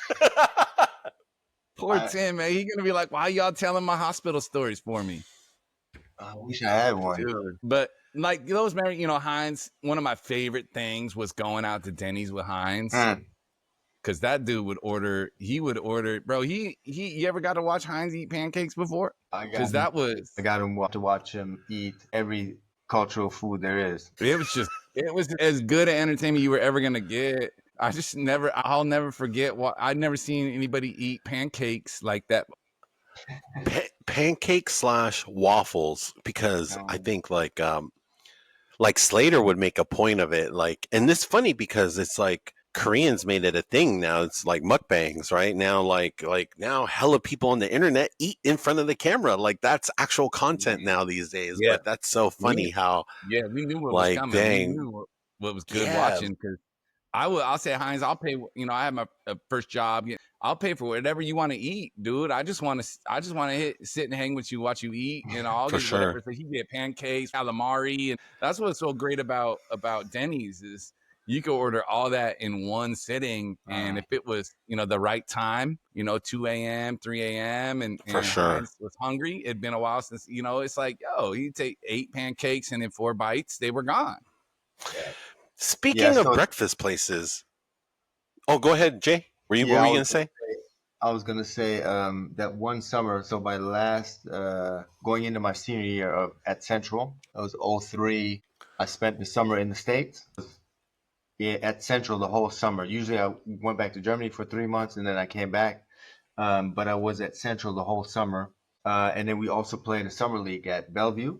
So all the guys that were there, mostly the seniors, and I think it was, and Kyle Bose. We played at summer league at Bellevue, but then I also every weekend, so during the week we'd be at Central practicing, lifting, whatever. And then on the weekends, I'll go to Seattle and stay with Heinz for the weekend. So almost every weekend I was in Seattle at his place. So we'd go out, obviously, a lot. And what'd you say? Kicking it. Yeah, so we kind of mix up the clubs, and then Heinz be like, yeah, let's go get something to eat. And then he'd look at the clock and be like, we're like, what? You're like, no, let's go to this other club first for like 2 hours, and then we can go eat over here because they have the menu starts, or it'll be crowded, or like he'll pick the days, the time, and he'll like switch it around, and he'll move it around. So like every night of the week and every time, any day, he'd know where to eat, where the best deals were. And it was just amazing, like how he knew all this stuff without any apps on his phone. It's like Yelp. I was like Yelp before Yelp was a thing. You were a Yelp guy. You were a Yelp guy. I remember you trying to convince me to write reviews for Yelp to get up to the elite status or whatever. Which is funny because I didn't even end up being. I just knew friends that were elite status. But that goes back to writing, and then like that's also like a time thing, and so. But now I'm a big fan of that. It just I think everybody should just start a YouTube channel and just talk about the stuff that interests them, and then I think it's a nice little asset, and we need more content from content creators that are our age. I think, obviously the 30 and the 20-year-olds have a lot of content for people their age, but I think as we get older, finding the right type of eye doctors and places to, Costco, like that, like the things that interest us now at our age, I think it's wide open. So like just people talking about the type of eye care that they get when they go to the doctors, people talking about just like what they shop for at Costco. Or at Aldi's in Germany. Aldi's in Germany, cracks? Dude, Aldi's everywhere. Aldi's is another one where it's like, I didn't realize they had Aldi's in the States. It's a German company, you know that. Yes, but I didn't realize. Same as T-Mobile. There's lots of like Fanta. Those are all like German brands. Trust me, I know some of my German companies, even though like Fanta got bought by Coke. You have Lidl over there? Lidl? That sounds familiar. What'd you say, Jay? Do you guys have Lidl over there? Lidl? It's like a blue, yellow. It's basically all these main competition over here are like the top 2 discounters in Germany. Yeah, so they've expanded. I think that as well. What are your favorite grocery stores to go to?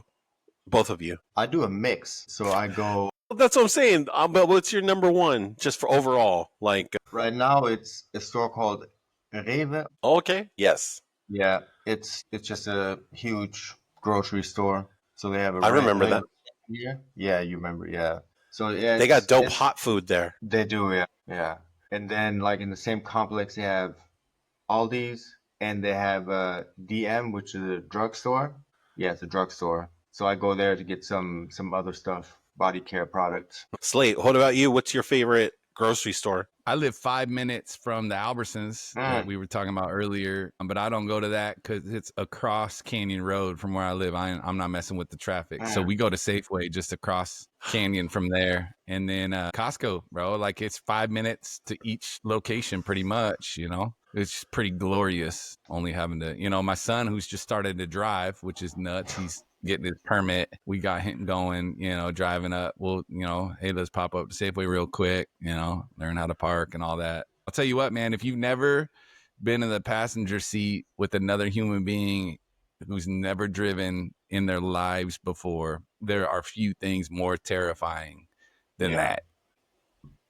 You could literally die if this dude doesn't stop right, or like, and you don't know how to stop. He's never stopped before. He's never accelerated before. Like, we're talking about, there's things with your parents, you don't realize what your parents dealt with until you as a parent are dealing with it. And it's just like, wow, man, you guys really were saints. Did you take him? Really was hard. Did you take him anywhere to practice before, or you just let him drive on the street? I mean, just in our neighborhood, just a little got a little cul-de-sac at the end. It's, just little like that is kind of where we started, like getting a feel for what it feels like to stop the car, baby steps like that. But still, it's wild. So anyways, we'll pop up. It's nice having convenient stores, pretty close like that. Safeway, Costco. So you would say Costco would probably be number one, but Safeway is probably more convenient. Yeah, it's like, well, you got 4 mouths to feed. I do all the cooking in the house, so a lot of the Costco stuff is for the big meals, and then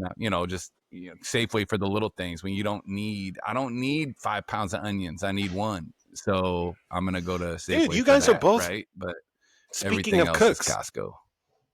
What are your for both of you, what are your top 3 things you guys like to make for the family? You guys both have 2 kids. What are your top 3 meals you guys like to make for the family? That's a Samoan. Did it come through? Bald in there, but balls. I don't know. I don't know what he's talking about. My bad. Something about meals. What are your sorry? Yeah, what are your top, for both of you guys, what are your top 3 meals that you guys like to make for the family? Go ahead, J-Lam, you go first.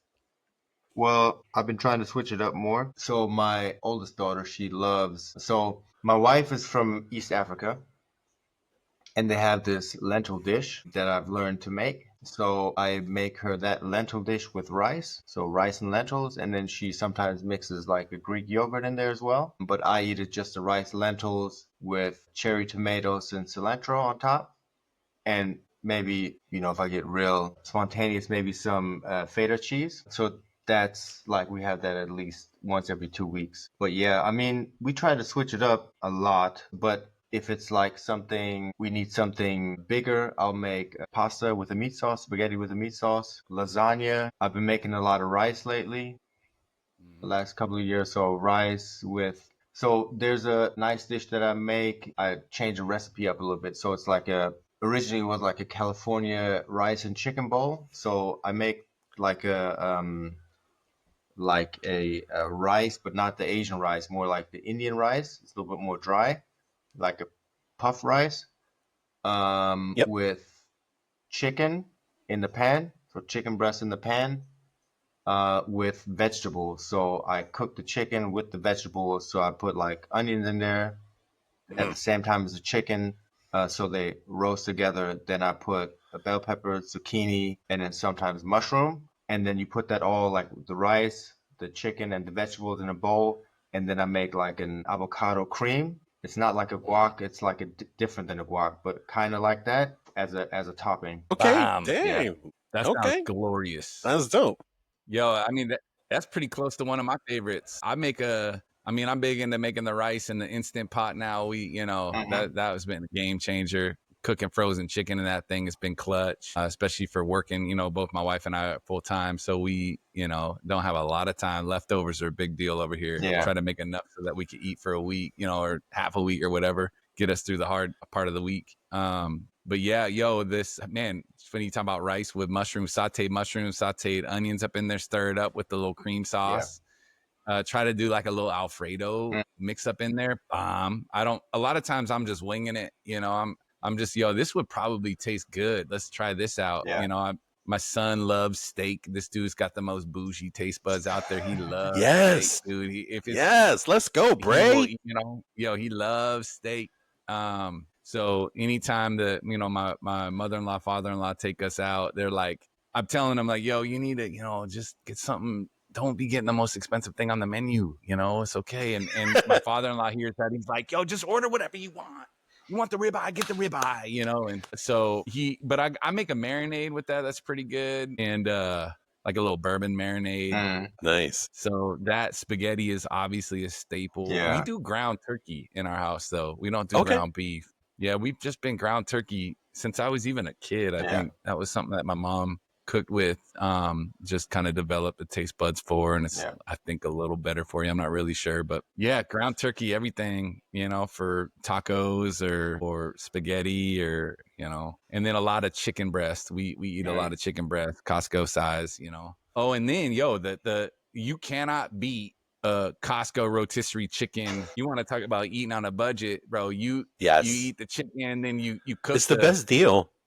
Put the carcass up in the Instant Pot, let it slow cook for 24 hours, and you got a chicken stock, you know, bone broth, and then comes the chicken noodle soup. You know, my kids love that. That was when my kids were younger. That was a staple. So for $5, we would have a whole week worth of food, and you know, most of it was homemade. Obviously, I didn't rotisserie the chicken, but everything else was, you know, throw some bay leaves up in there. You know, let it cook into the stock. Bomb. Yeah, but. Yeah, you know, cooking dads, it's kind of seems like a thing. I don't know. It's I know more and more people in our generation, and it's you know, it's like, you know, when you got two people working full time, you know, there's not like that scoreboarding, you know, or like, hey, I'm doing this, what are you doing? And I would say having kids at home all summer, bro, the life of a stay-at-home parent, that is a grind. You know, moms, dads, stay at home, that is hard work. So shout out to the moms and dads out there that are stay at home, you know, so the other spouse can work. That's a grind. That is for sure. You couldn't be like, yo, hey, I'll give you a teacher salary to stay at home. I mean, I love my kids, don't get it twisted, but by like August, it's like, yo, we're going back to school. Randy. Speaking of. Randy Panotas was talking about a German dish that he used to make. He took me back. He said that rouladen dish. Yeah. I couldn't believe that he makes that. I mean, it's not an easy dish to make. I've made it a few times before. So it's I don't know if you heard it, B, but it's you take a slab of beef, then you put mustard on it, then you put ham on it and a pickle, and then you roll it up, and then you put traditionally they put toothpicks in there to hold it in a roll. Yes. So it's in there. And then you put it in the frying pan to fry it to get the taste aromas going, and then you cook it afterwards to cook it all the way through. That sounds bomb. And you usually eat that with a gravy, so it's like a really heavy dish. So you eat it with a gravy with potato dumplings. That's what I love about German foods. And red cabbage, not sauerkraut. They eat not sauerkraut, you eat rotkraut, so red cabbage with that. So it's like a red cabbage, potato dumplings, or some do mashed potatoes, and then the rouladen with like a brown heavy gravy.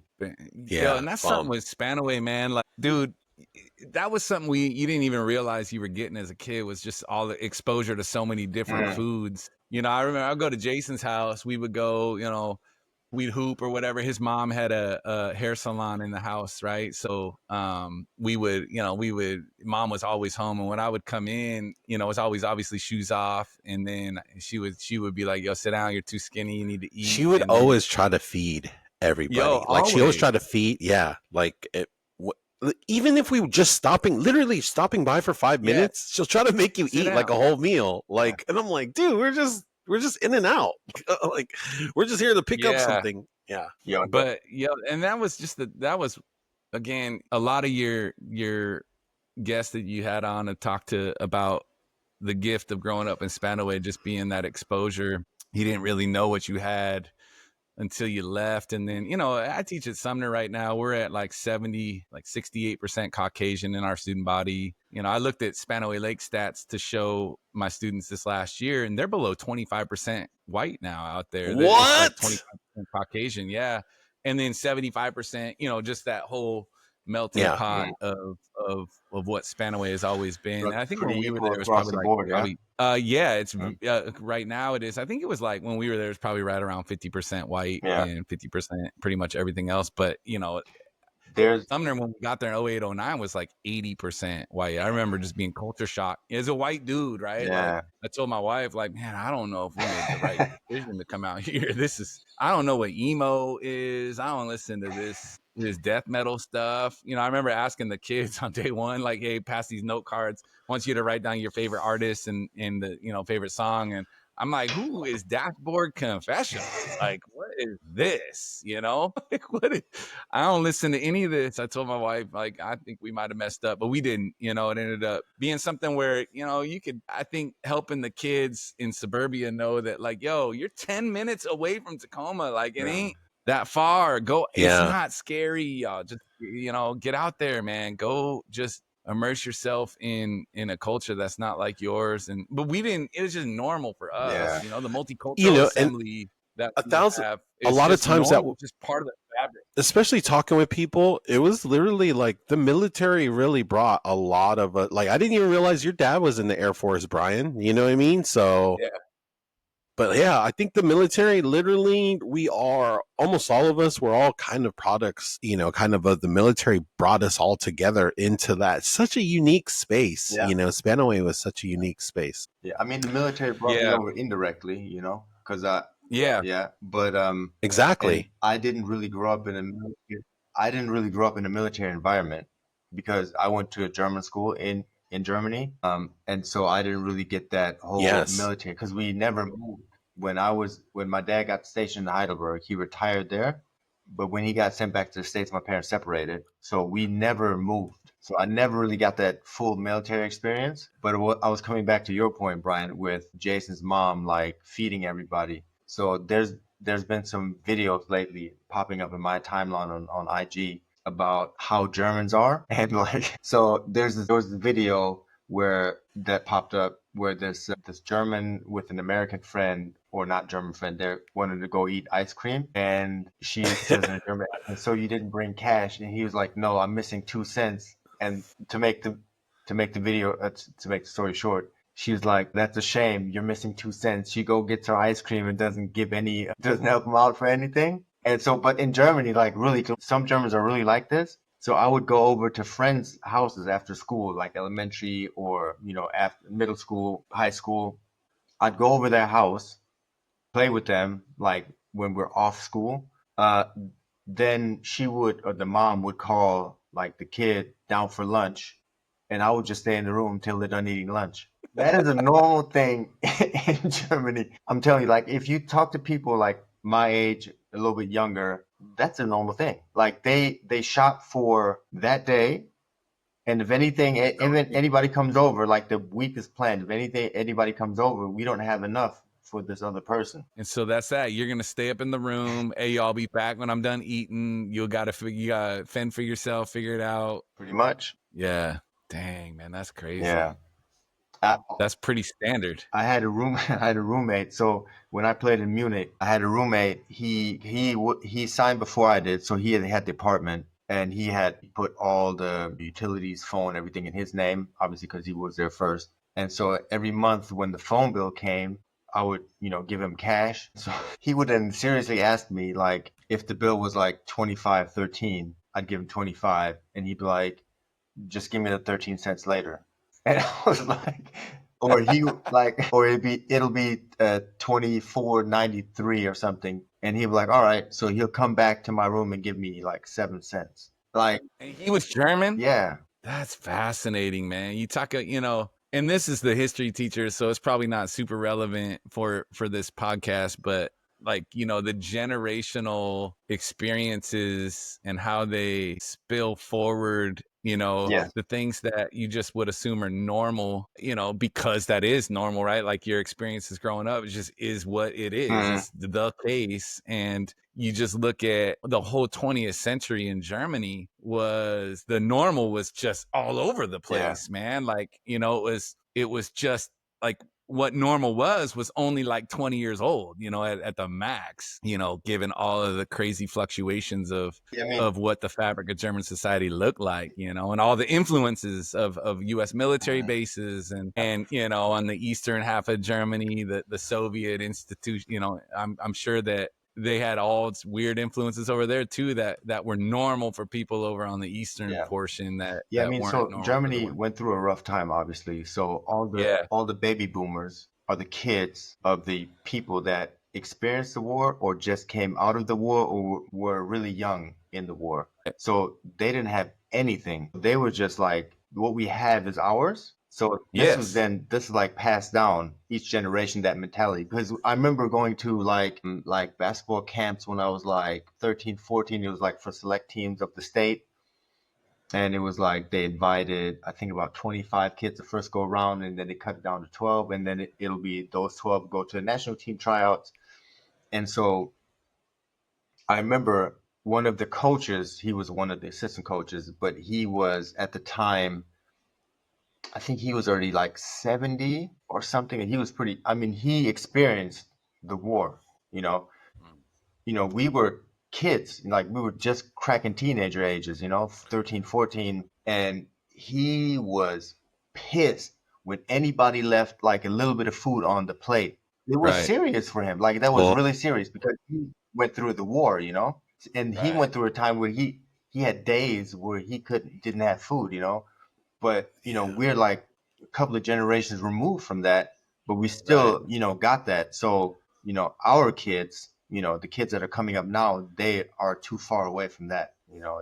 That's why Germany is changing a bit from where it was before. The mentality is changing. It's not like fascinating, man. That's what I love. I love all that. That's why I'm a history teacher, man. It's all of that generational handoff of knowledge and information, but again, I wasn't a military kid. My dad was done with the Air Force by the time I was born, but it was the community though was very much, and because of that, transient, which is what is surprising, that there were so many long-term relationships with so many people coming and going, right? Getting, transferred to different bases or whatnot. The kind of the life of the military kid. It's surprising that we had such a consistent cohort of people from 7th grade forward, Now, to bring it kind of back to Spanaway, both of you guys, do you guys have any and I think I asked this to Jay already, but in businesses, any businesses that you remember from, actually we'll bring up Ellensburg too,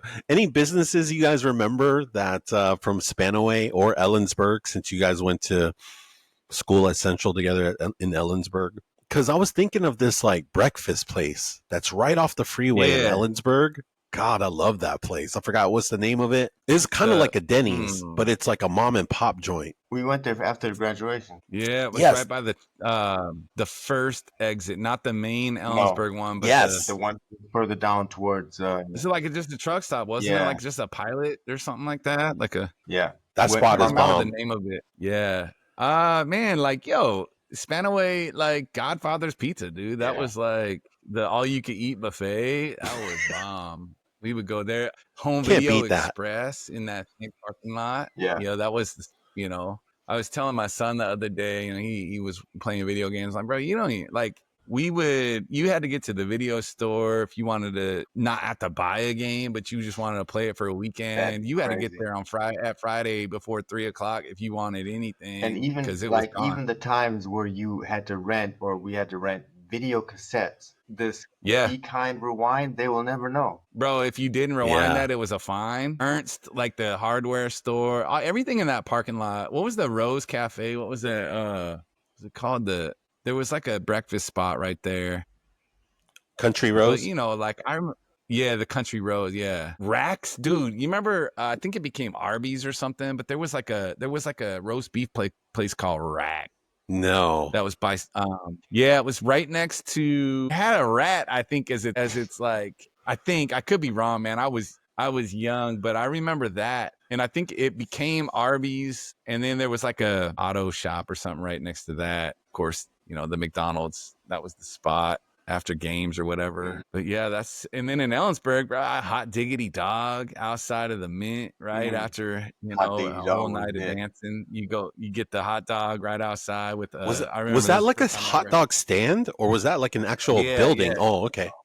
It was a hot dog stand, and dude, it was way ahead of its time. They had, I remember like the dude put on cream cheese on like a toasted hot dog bun. I'm like, what are you doing? He's like, just wait. And I'm like, you changed my whole life. Yeah. So Seattle Dog was born in Ellensburg? Hot Diggity Dog is what it was called. Yeah. But it might have been before I don't know. Maybe they stole the Seattle Dog. I hardly ever went to Seattle. That was not part of my experience. You know, that was Miss WB. I remember she got some sort of grant. She was able to take our class up to plays and musicals up in Seattle on field trips so that we could go and see the city, Oklahoma or, like, and those are things that we never ever would have done. Yeah. And, just driving into Seattle was not something that my mom wanted to do, or, like, it's not something you would just do. You wouldn't go on Seattle excursions very much. So, I don't know if the Seattle dog was invented in Ellensburg or not. Jay, what's your 2 cents? In Ellensburg, I went to Camp Totem a few times. Oh, yep. That's the burger joint, yeah? A Weiniger's, the ice cream joint, they would make all their own ice cream. Oh, damn, that sounds wild. It's still there too. And then there was what was the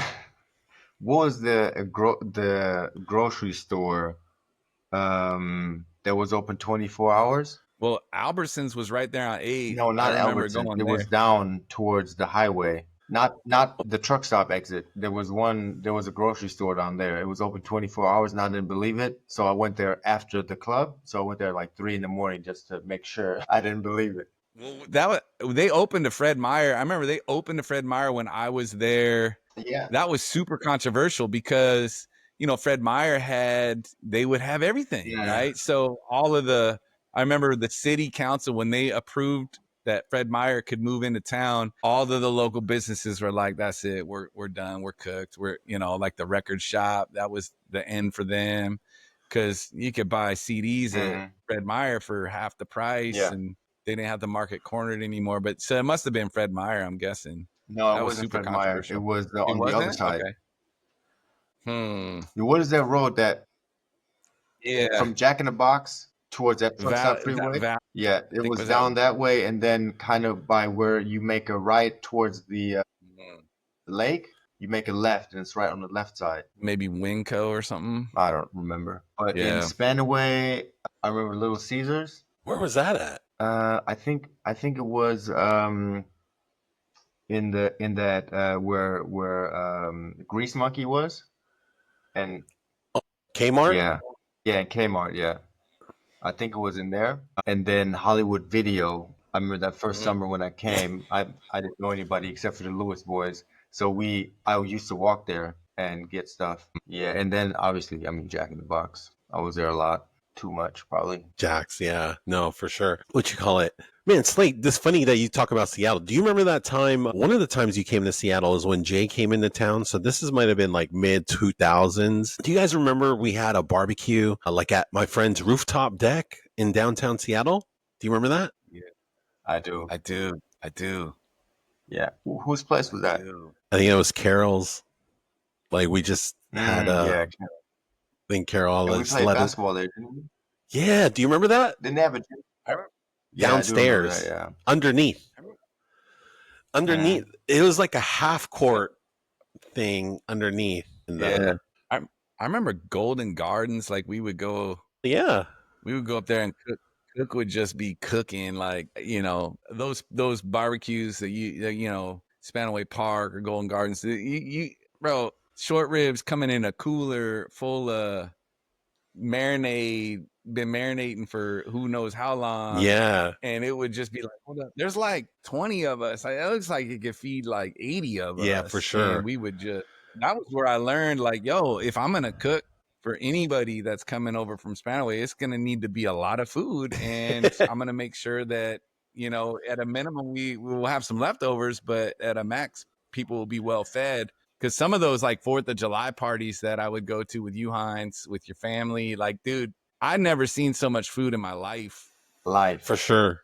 And it was all bomb. Yeah. All of it was good. I remember and then the other thing I remember that was different was the firecracker strands that they would hang from like trees. Like, I don't know, it'd be like 40 feet up in the air. They light from the bottom and it would pop for 20 minutes straight. Just firecrackers just going off. Like, I remember that too. And I don't know Speaking of cooking, who was responsible for that, but do you guys remember the barbecue? Were you guys, do you guys have any memories of that? Kinda. I remember who mentioned it. A couple people have mentioned it. Who was the first one to mention? Was it Mike Talley? But anyway, I can't remember. Whoever mentioned it, then it came back but I don't remember a lot about it. It was, yeah.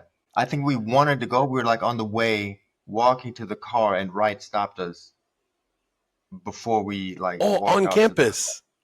I think so, yeah. Yeah, and I didn't, like I was not a skipper, man. I was for the most part like a rule follower. I did not want to get in trouble ever. Yeah. My parents paid a lot of attention to me, which is great. Like they would sense my mom was, if she got a phone call, I was gone.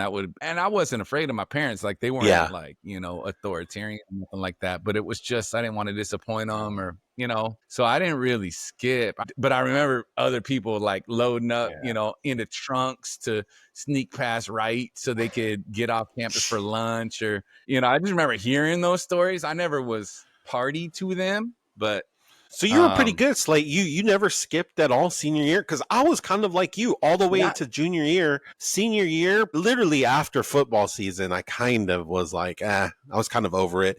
But it really hit, like once I got accepted to UW, I really fell off. I was just like, oh, well, all of this was to try to get into school. I got into the school I wanted. So now I'm just, and then it got bad, really bad. Like, so that last couple months, I was rarely at school. I was kind of like, didn't really do that much, but it like just got worse as the year went on. Like after football season, I started skipping a little bit more. And then after I got accepted to UW, then it really turned on. Right? Yeah, but sports, that was the thing, like cross country in the fall, track in the spring.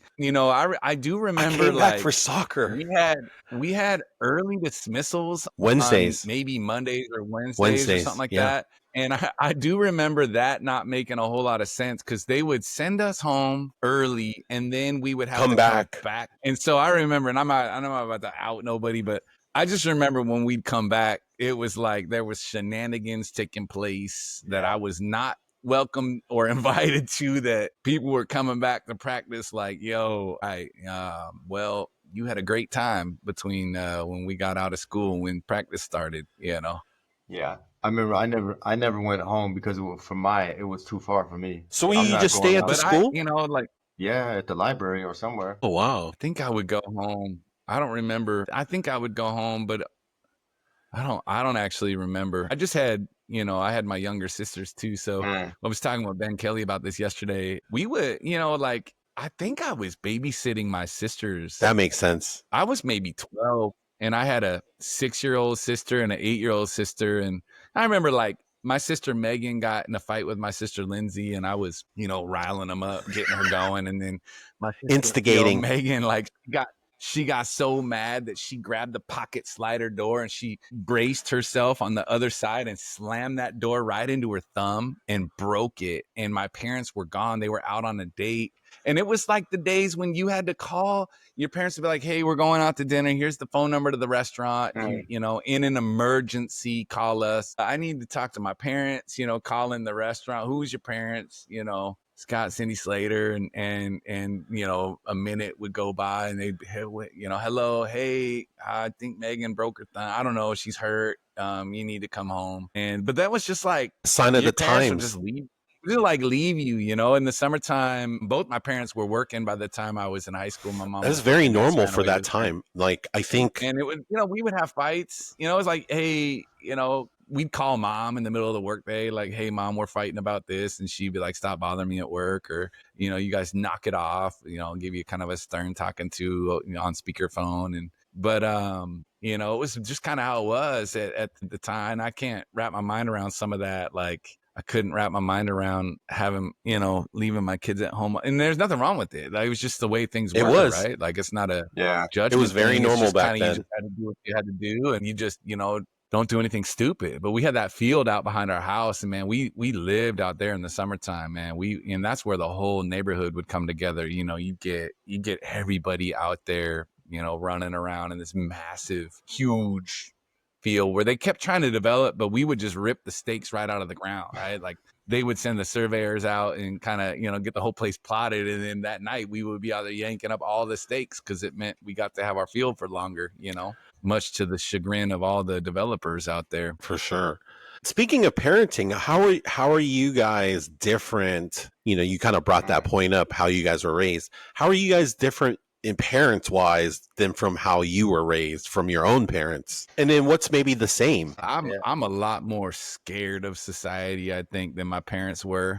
And I think that's just a product of times. So much information, all the worst case scenarios you could ever imagine. You know, the worst thing, my dad or my son had asked me the other day in the car, he's like, something to the effect of like, what are you most scared of in life? And I was like, honestly, losing you guys is it. That's number one. Like that's the thing I'm most scared about. And I think most parents would agree. And so when you are constantly inundated with worst case things that have happened information locally or even internationally, you tend to just be afraid of everything. And so I think, I'm not going to speak for the whole generation, but I think there's a protectiveness that has not served our kids well, letting kids fail and mess up. You know, I told my own children, like, I'm gonna let you fall off the couch. If I told you to stop jumping on it and you don't, I'm gonna let you fall off and hurt yourself. I'm not gonna let you fall down the stairs though, right? Like you could die from that. But I don't know that there's enough of that happening. That's a big difference between you think there's over coddling these days us. Like definitely, yeah, absolutely. And but again, like I don't blame parents for the fears that they have because dude, I tell my students all the time, like if it's on the news, it's rare because that's why it's on the news. It's not common. But like they don't watch the news anymore. You watch whatever your algorithm puts on your TikTok or, you know, so kids ask me all the time, you know, it's funny. I teach a civics class to 16-year-olds, 10th graders, and, you know, politics these days is always on the radar of, doesn't matter where you're at. American politics is gonna hit your screen, and whatever their algorithm, I can always tell like what they've been clicking on based on the questions they're asking me, you know.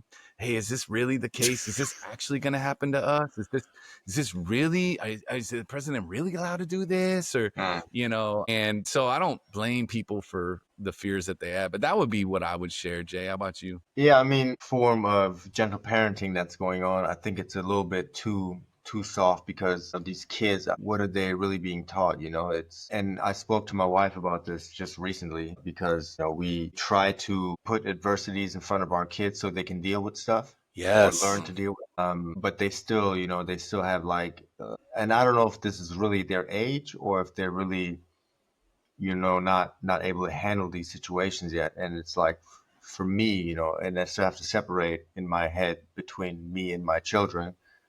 Because when something happens, like they break down and cry or they throw a tantrum.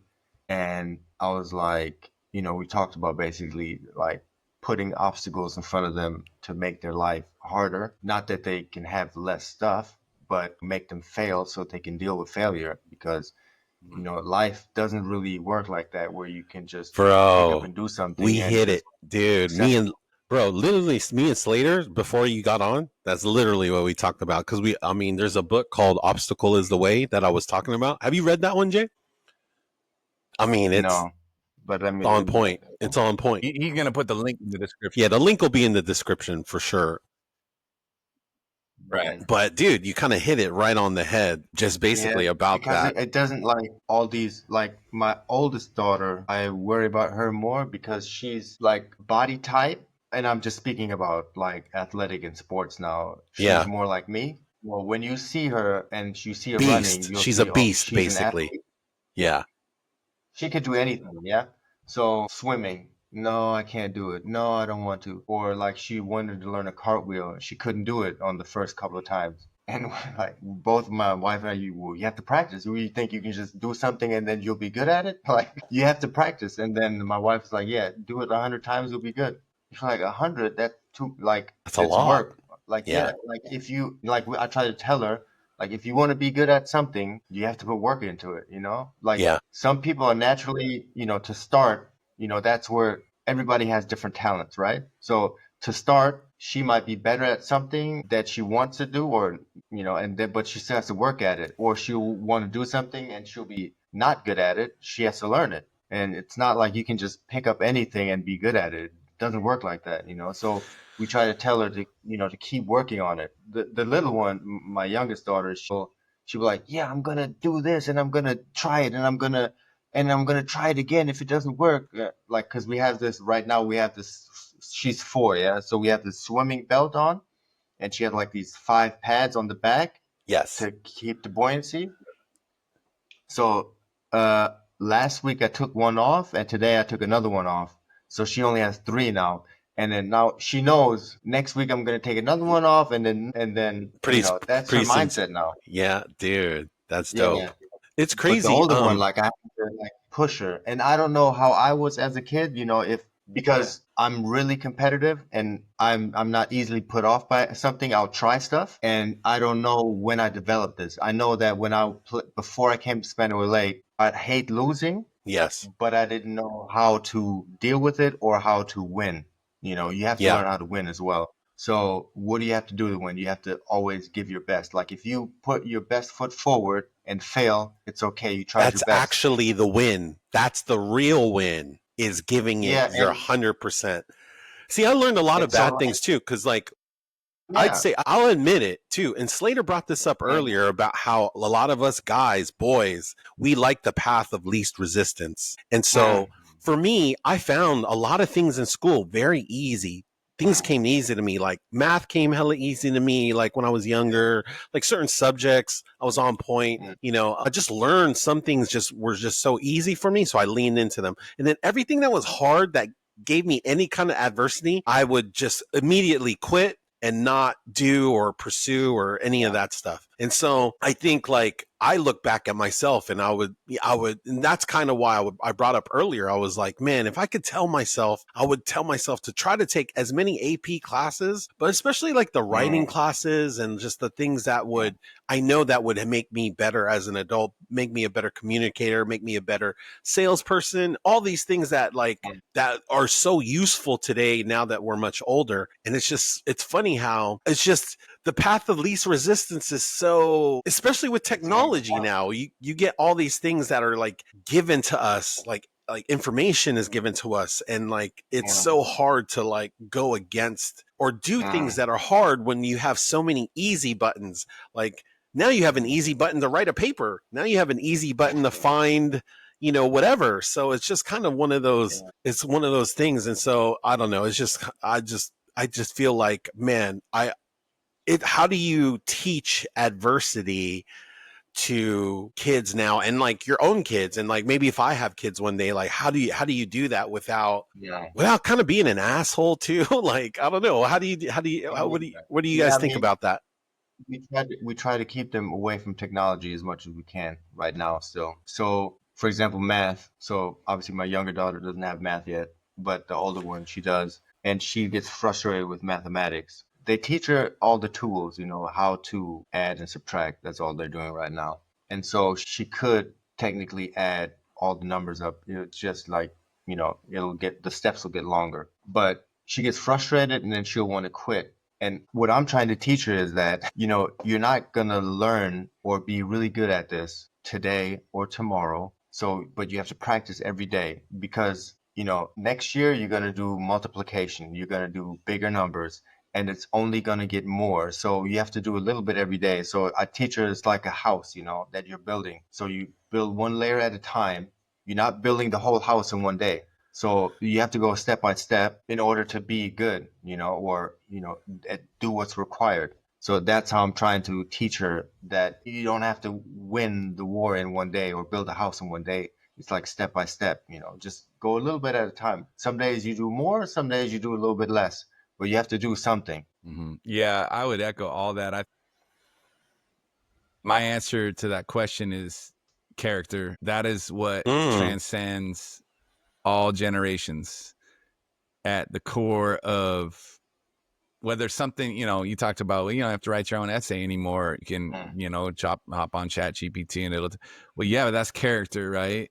That's grittiness. The number one indicator of success in people is not your SAT score. It's not your GPA. It's grit. It's how well do you stick through hard times? How well do you persevere? And so my answer to that question is you work on character with your kids.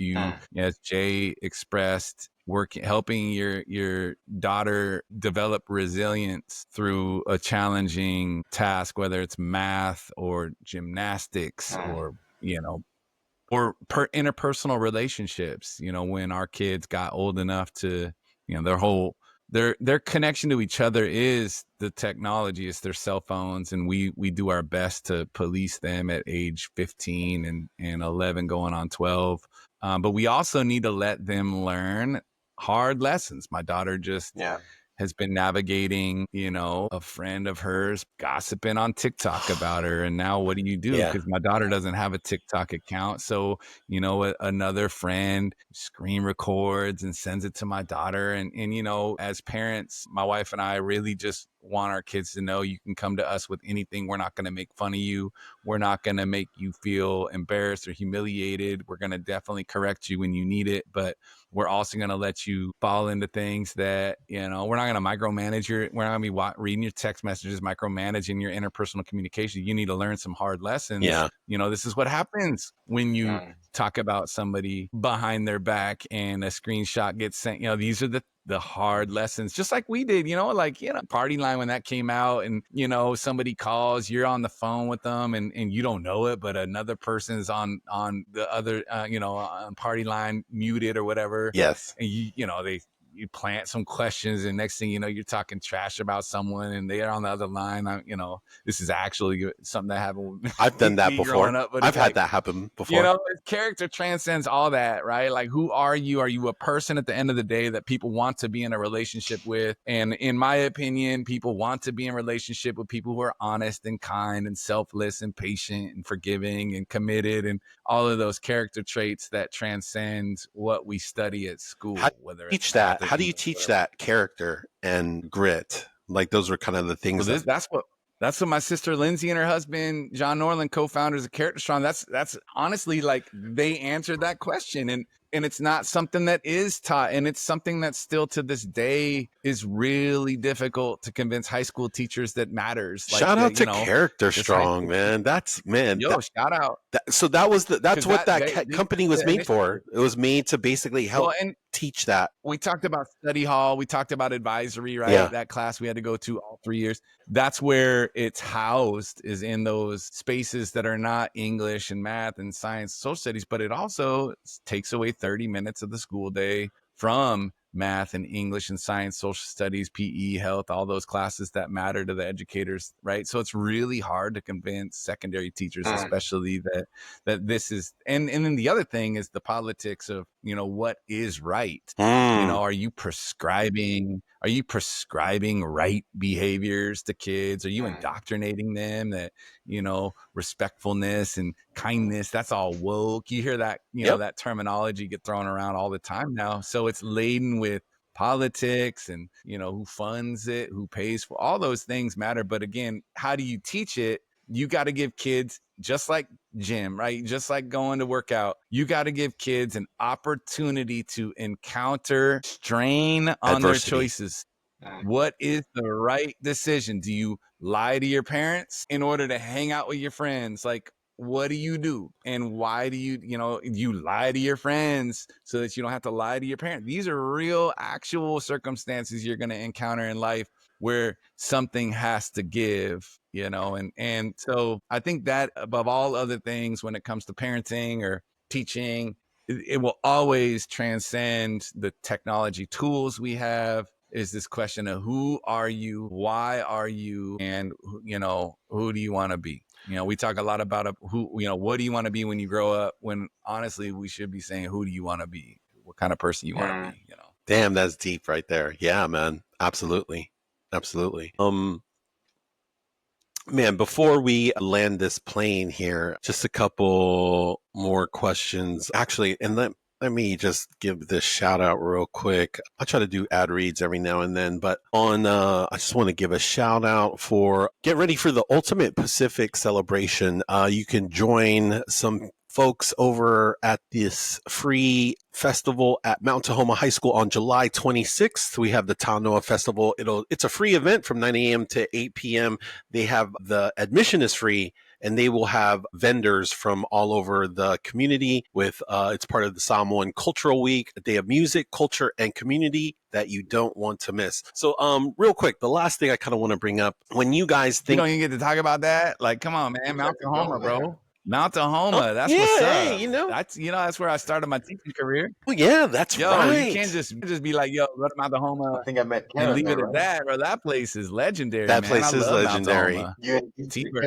What years were you there? Because I know, so you had some time there, and then DJ, who was episode 4 or 5 of the Swayside Connection podcast, he's done a lot of work. He did some work over there at Mount Tahoma. Yeah. Actually, I was there in 2001 on September 11th. That's actually... You were there? So on 9/11, dude, I was observing Mr. Baki, who was a social studies teacher, AP Gov teacher out there. And on September 12th, I was just supposed to be observing, but he was like, yo, I could teach if you want. I could, teach the kids tomorrow and we could talk about terrorism, that kind of stuff. I had done some studies in college at Central, and I'm like, yo, and he's like, go for it. On September 12th, I taught my very first lesson ever. And Baki was like, bro, I need you to come back and student teach for me. And so I came back and student taught for him in the fall of 2002. That's when I got, noticed by Mr. Shear, and he hired me there to teach. And then Kara came to student teach. And that's Tim Armitage, another Tim story. The first time he ever met Kara, we were at that bowling alley on Pacific Avenue. Paradise? Was it Lanes? I can't remember the name of it right now. He's gonna be Paradise? mad at me for forgetting that. Was it Starlight or something? Paradise Bowl. My bad. No disrespect. You're good, TZ. But he came up to me after he met Carrie. He said, "Bro, you're gonna marry this woman. You're gonna marry her." Wow. We had just started, and he called it. He was the first one to call it. So shout out to TZ. But anyways, that's my wife and I. She student taught there. That's how we met. And Tom Shear, the guy that hired us, is why we went to Lagos, Nigeria for 2 years. He was the superintendent over there. So we taught over there for 2 years. And then when we came back, that's when we got our jobs at Sumner High School. So anyways, shout out Mount Tahoma. Go check out the festival. It's going to be dope. July 26th. It's a free event. You can just go in, hang out, check out the food spots. They're going to have some live events there. There's going to be a concert with, I believe, Big Pati and Lapi Mariner will be performing. And when were you in Nigeria? We were in Nigeria from 2006. Well, the fall of 2006 to after the wedding. The summer. You left after the wedding, right? Shortly after that. Yeah, like 3 weeks later for the wedding gift. It was like 3 weeks or something. Yeah, I mean, this is 20 plus years ago, so this is a long time. Yeah. 06. The wedding was 06. Yeah. Yeah, 06. Yeah, I came for the wedding, and then they had the registry. I think we bought the suitcases from JCPenney. I don't remember, somewhere. Yeah. You, Denise, Robert, and me. Yes. Yeah, I appreciate y'all coming all the way to that. Also, man, that meant a lot.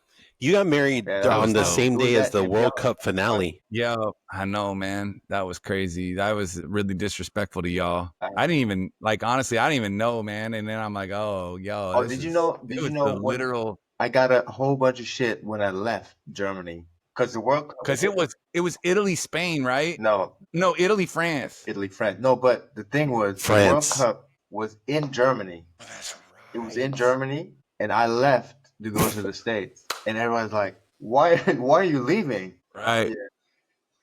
Dang, yeah, that was a big sacrifice. It was on the day of the championship. Yeah, at the wedding, yeah. We watched it at Rob's house. We were getting ready at Robert's house. We were getting ready at Robert's house. And then we were watching it before we came to your wedding. I just remember when we were traveling home. That's right.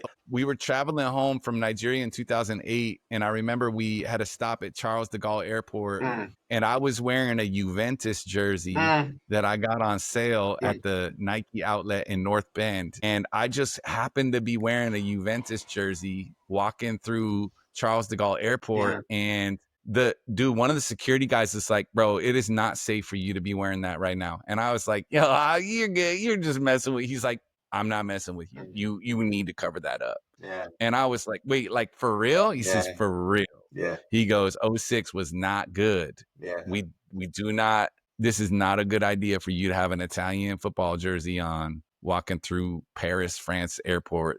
You're not safe. And he was serious, bro. I was like, Man, whole nother level. Yeah, that was crazy. Yeah, but I left right after group play ended. When the knockout stage started, that's when I left to come to the States. Yeah. Yeah, World Cup ain't, although it's coming here. It'll be here. I think they came to Seattle to check out Lumen Field to see if it was going to be able to accommodate Yeah, Okay. I a think game or two. is it in wait a minute, next year is the World Cup, is it? Yeah, next year's the World Cup. Next year, and then in 2030, I think it's in the States. It's next year. Yeah. Yep. Well, where's it at in 2026? Yeah, because let me see. States, isn't it? No. Dude, 2026 is going to crack. 6 is in the States. So it's Canada, Mexico, and USA. So 2026 is going to crack because it'll be 250 years old. The country turns. USA turns 250 next year. We'll have the World Cup in part of that, America, in the States too. Dude, that's crazy. There's a lot of it's going to crack next year. It'll be this year, actually in a couple weeks, it'll be Jay Thomas's 10-year anniversary. Next year will also be Slater. It'll be your 20th anniversary of you getting married to your bride. So yeah, man, next year's gonna crack. There's some cracking things going on in 2026. Yeah. 20 years next year. Man. 20 years, bro. We're coming up on 30. Graduating from high school. That is outrageous. That's coming. Yeah, absolutely. So then in 20, man, some great. Isn't the Olympics in the States, right? Oh yeah, LA. Yeah, man. These next. Man. Crazy stuff happening. Crazy stuff. Okay, but before I can let you guys get out of here, just some final questions. I've asked these to Jay already, but to you, Slate. When you think of Spanaway, what does Spanaway make you think of whenever you think of Spanaway? When somebody brings up or you hear the term, the town, the name, Spanaway. Yeah, man, give me a second. It's a great question. Yeah. I feel a lot of pride, honestly. There's just a common experience that was so unique, atypical for high schoolers to have, even to this day, almost 30 years later, that Spanaway offered to the members of the community.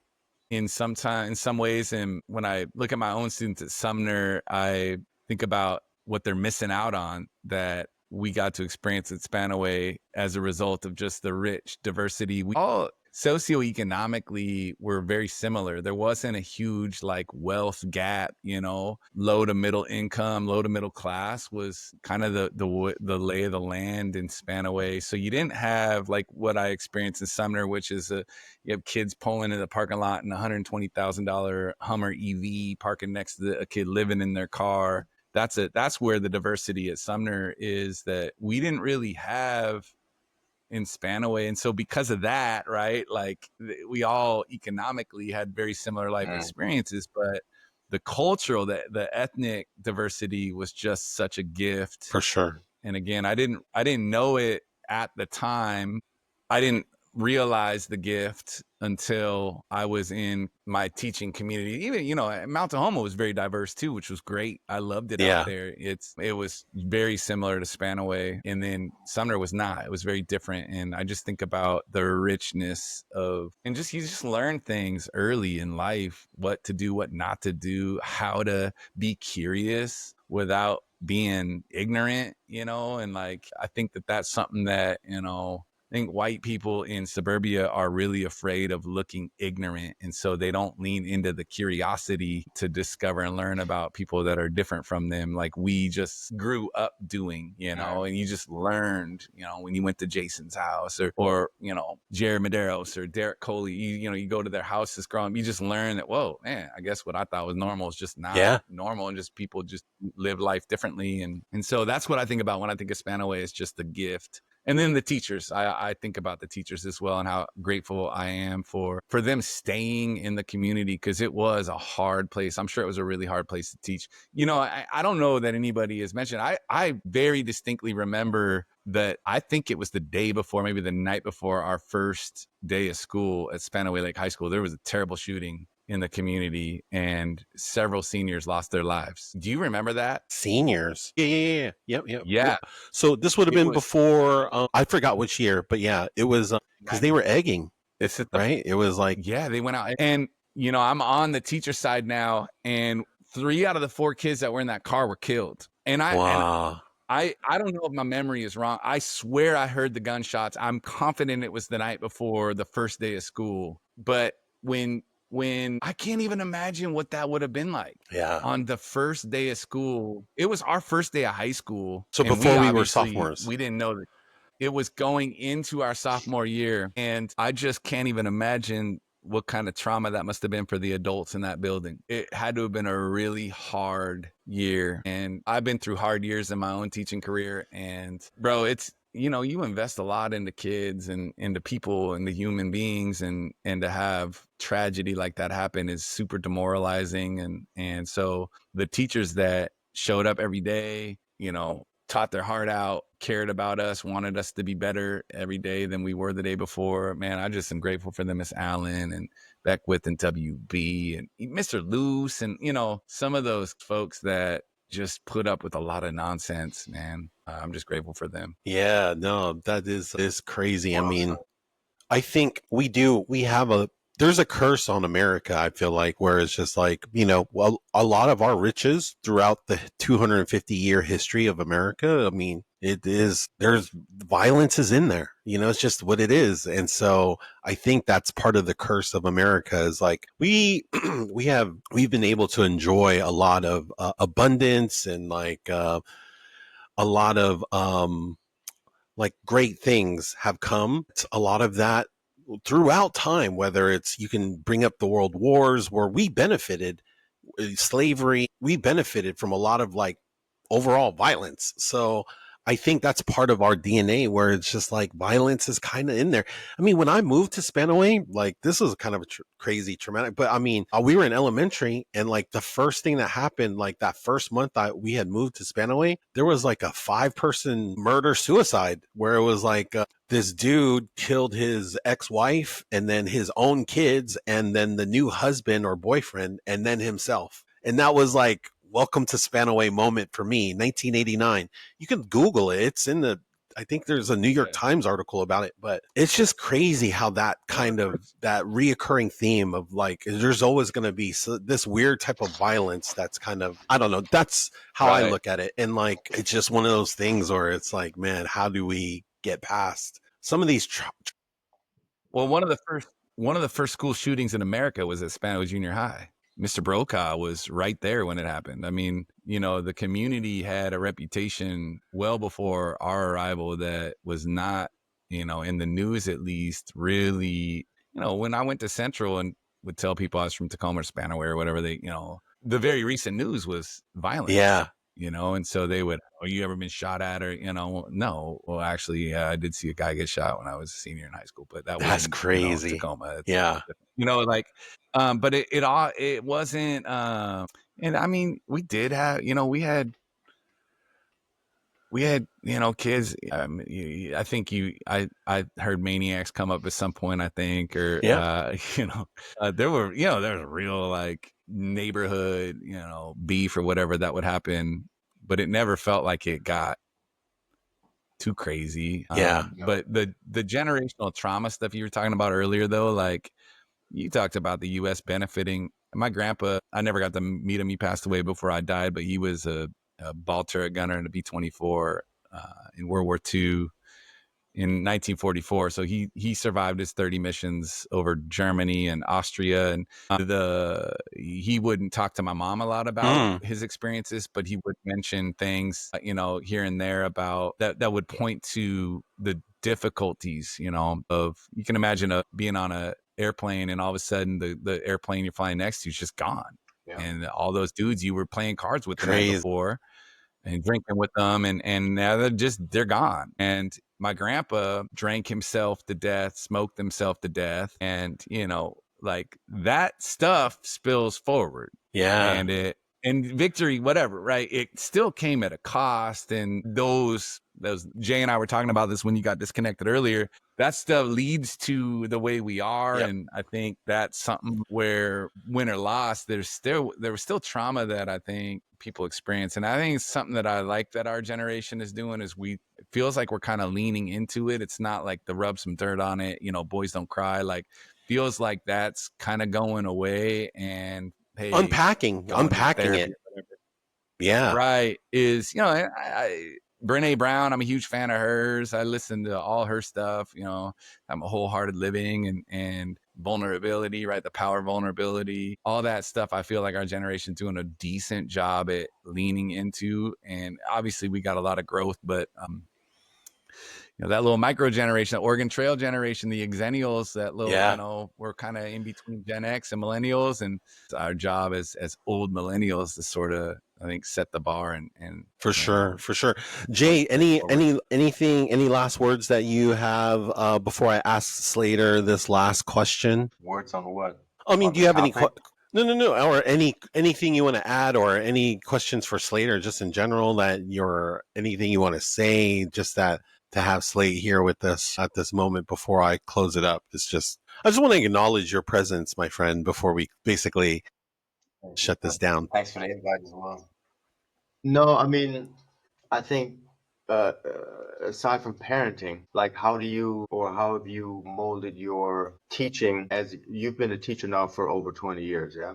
Yeah. So how has your teaching changed, and has it been more like the generations that changed, or is it a combination of you changing and your teaching style with the generation? Wow. I think kids seem to have stayed the same. I will say COVID definitely messed some things up. Kids, and it's no coincidence when you tell kids for a year straight that if you breathe on somebody, they might die. It's no coincidence that kids are going to be a little bit hesitant to socialize with each other or be close, so that definitely changed some things. But for the most part, adolescents have remained very consistent in who they are over the 23 years that I've been teaching. As far as how my own teaching has changed, though, I think that as I've gotten older, I haven't had to battle so much with the being very similar proximity age. I was teaching seniors as a 22-year-old, 23-year-old. So that was hard because I was in their generation. I mean, I was, 4 or 5 years older than them. That's it. And some of my very first students are teachers and just finishing, their 19th year of teaching. They've been in the classroom for what feels like the same amount of time that I've been in it. Which is crazy. But I think as a teacher, I've become a lot more empathetic. Honestly, content aside, we got our IB scores just today, and my kids did well on their IB exam, very similar to AP. They did well on their IB exam. I knew they would, but I'm there first and foremost to be a consistent, caring grown-up in the lives of the kids that I have the privilege of getting to work with. That's honestly all that matters. That's all that to me, whether it's civics or 20th century history or theory of knowledge, epistemology, leadership, the classes that I teach, it doesn't really, at the end of the day, what I content wise doesn't matter. In the words of Maya Angelou, they don't remember what you necessarily said or did. They're always going to remember how you made them feel. And so that's the one thing I try to be every day for kids, is somebody that is not going to humiliate them and going to be there to help them get to wherever they want to go next, and I got graduates all over the place, right now. I've got one in second year at Harvard Law, and that was after his Fulbright scholarship in India. And that was, he went to Oxford to get his master's, and Georgetown. He graduated summa cum laude for his bachelor's. I got kids out there right now that are astoundingly impressive people, but when they call or get in contact with me, we don't really talk about the Marshall Plan or the Truman Doctrine, or they don't care about that stuff, which is, I wish all teachers knew that. It's not what they necessarily remember, which is frustrating because we work our tails off to build those Cold War lesson plans, and ready for sure. Test, but that's not what they remember. Just like it's not what we remember about the coaches or the teachers that we were privileged to have in front of us for 90 hours or 180 hours of our lives, And so I would say that's how I've changed as a teacher. Is I think maybe grasp that a little bit more, that the content is important, but just providing a place for kids to have a predictable space, because not every kid is coming to you in a predictable world, right? They very much of their lives outside of school are unpredictable or scary, and so sure. Let me just give a shout out to you. and Kara, all the teachers that love teaching, because teachers, I think, is such an Amen.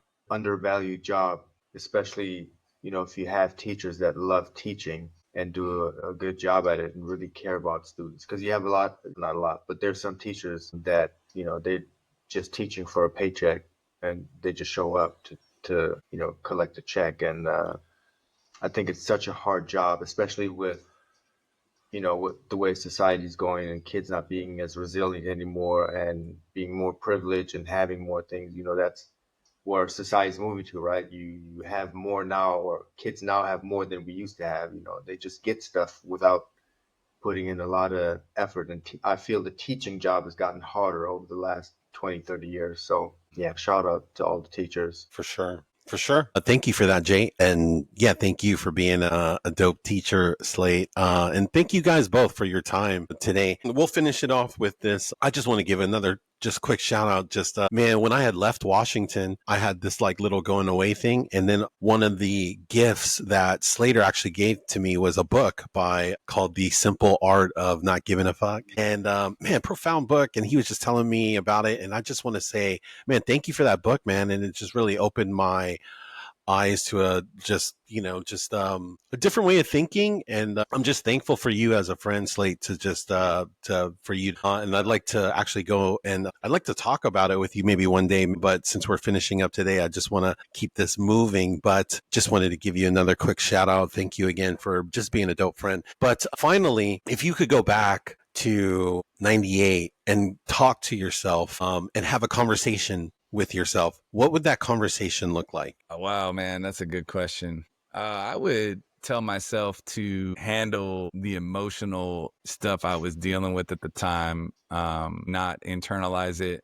There were a lot of things going on personally in my life at that time, stuff that I'm still working through as a grown up, that I would tell myself to start working on a little earlier and not waiting until I got into my late 30s, early 40s to start working through, to trust the experts. And yeah, like I developed just unhealthy habits. Like I really needed affirmation from people in order to feel like I was good enough, and so a lot of what I did was intended to seek validation to be around, yeah. And like, even as a teacher, right, it would like, I would get notes from students and it was like, oh yeah, I'm good enough, man, I'm good, look at this, but when those notes would dry up or I wouldn't have, I would take it personal, like, man, I'm just not doing good enough, or oh, man, and I like a lot of that just stemmed to things that I hadn't really dealt with earlier in life, where just trying to feel good enough was, a lot of what I tried to be great at was for the affirmations, and that way I could feel good about myself. Right. So that's what I would tell myself if I went back to my 18-year-old self and like, yo, hey, yo, man, you gotta work through some of this stuff, because it's not good for you to be striving for affirmations just so you could, because people are unpredictable, man. Yeah, you're putting how you feel about yourself in the hands of everybody else. And at the same time, I would tell the 45-year-old Slate to also don't forget to give yourself some grace. I mean, you've done a lot of great work that, regardless of what anybody else can say, so I mean, the work has been done and you've done great things. So regardless of what anybody else says, you should be very proud of the work that you've done and just for just being who you are. And I don't know, I can't stress that enough. So, but man, thank you for joining the Swayside Connection podcast today. Thank you, Jay, for jumping in and interrupting us. That was great, man. Yeah, Jay, thanks for popping in, man. That was awesome. What a gift. Thank you. For sure. Thanks for hosting, man. It's, it was great. Hopefully I offered some perspective, Yeah, man. No, I think it was great. And thank you guys. If you guys made it this far, like, this is going to be a longer episode, but I'm too lazy to like edit some of these days. So I might just keep this whole thing. But thank you guys for joining us. If you made it this far, you are a superstar. And man, we will catch you guys all in the next one.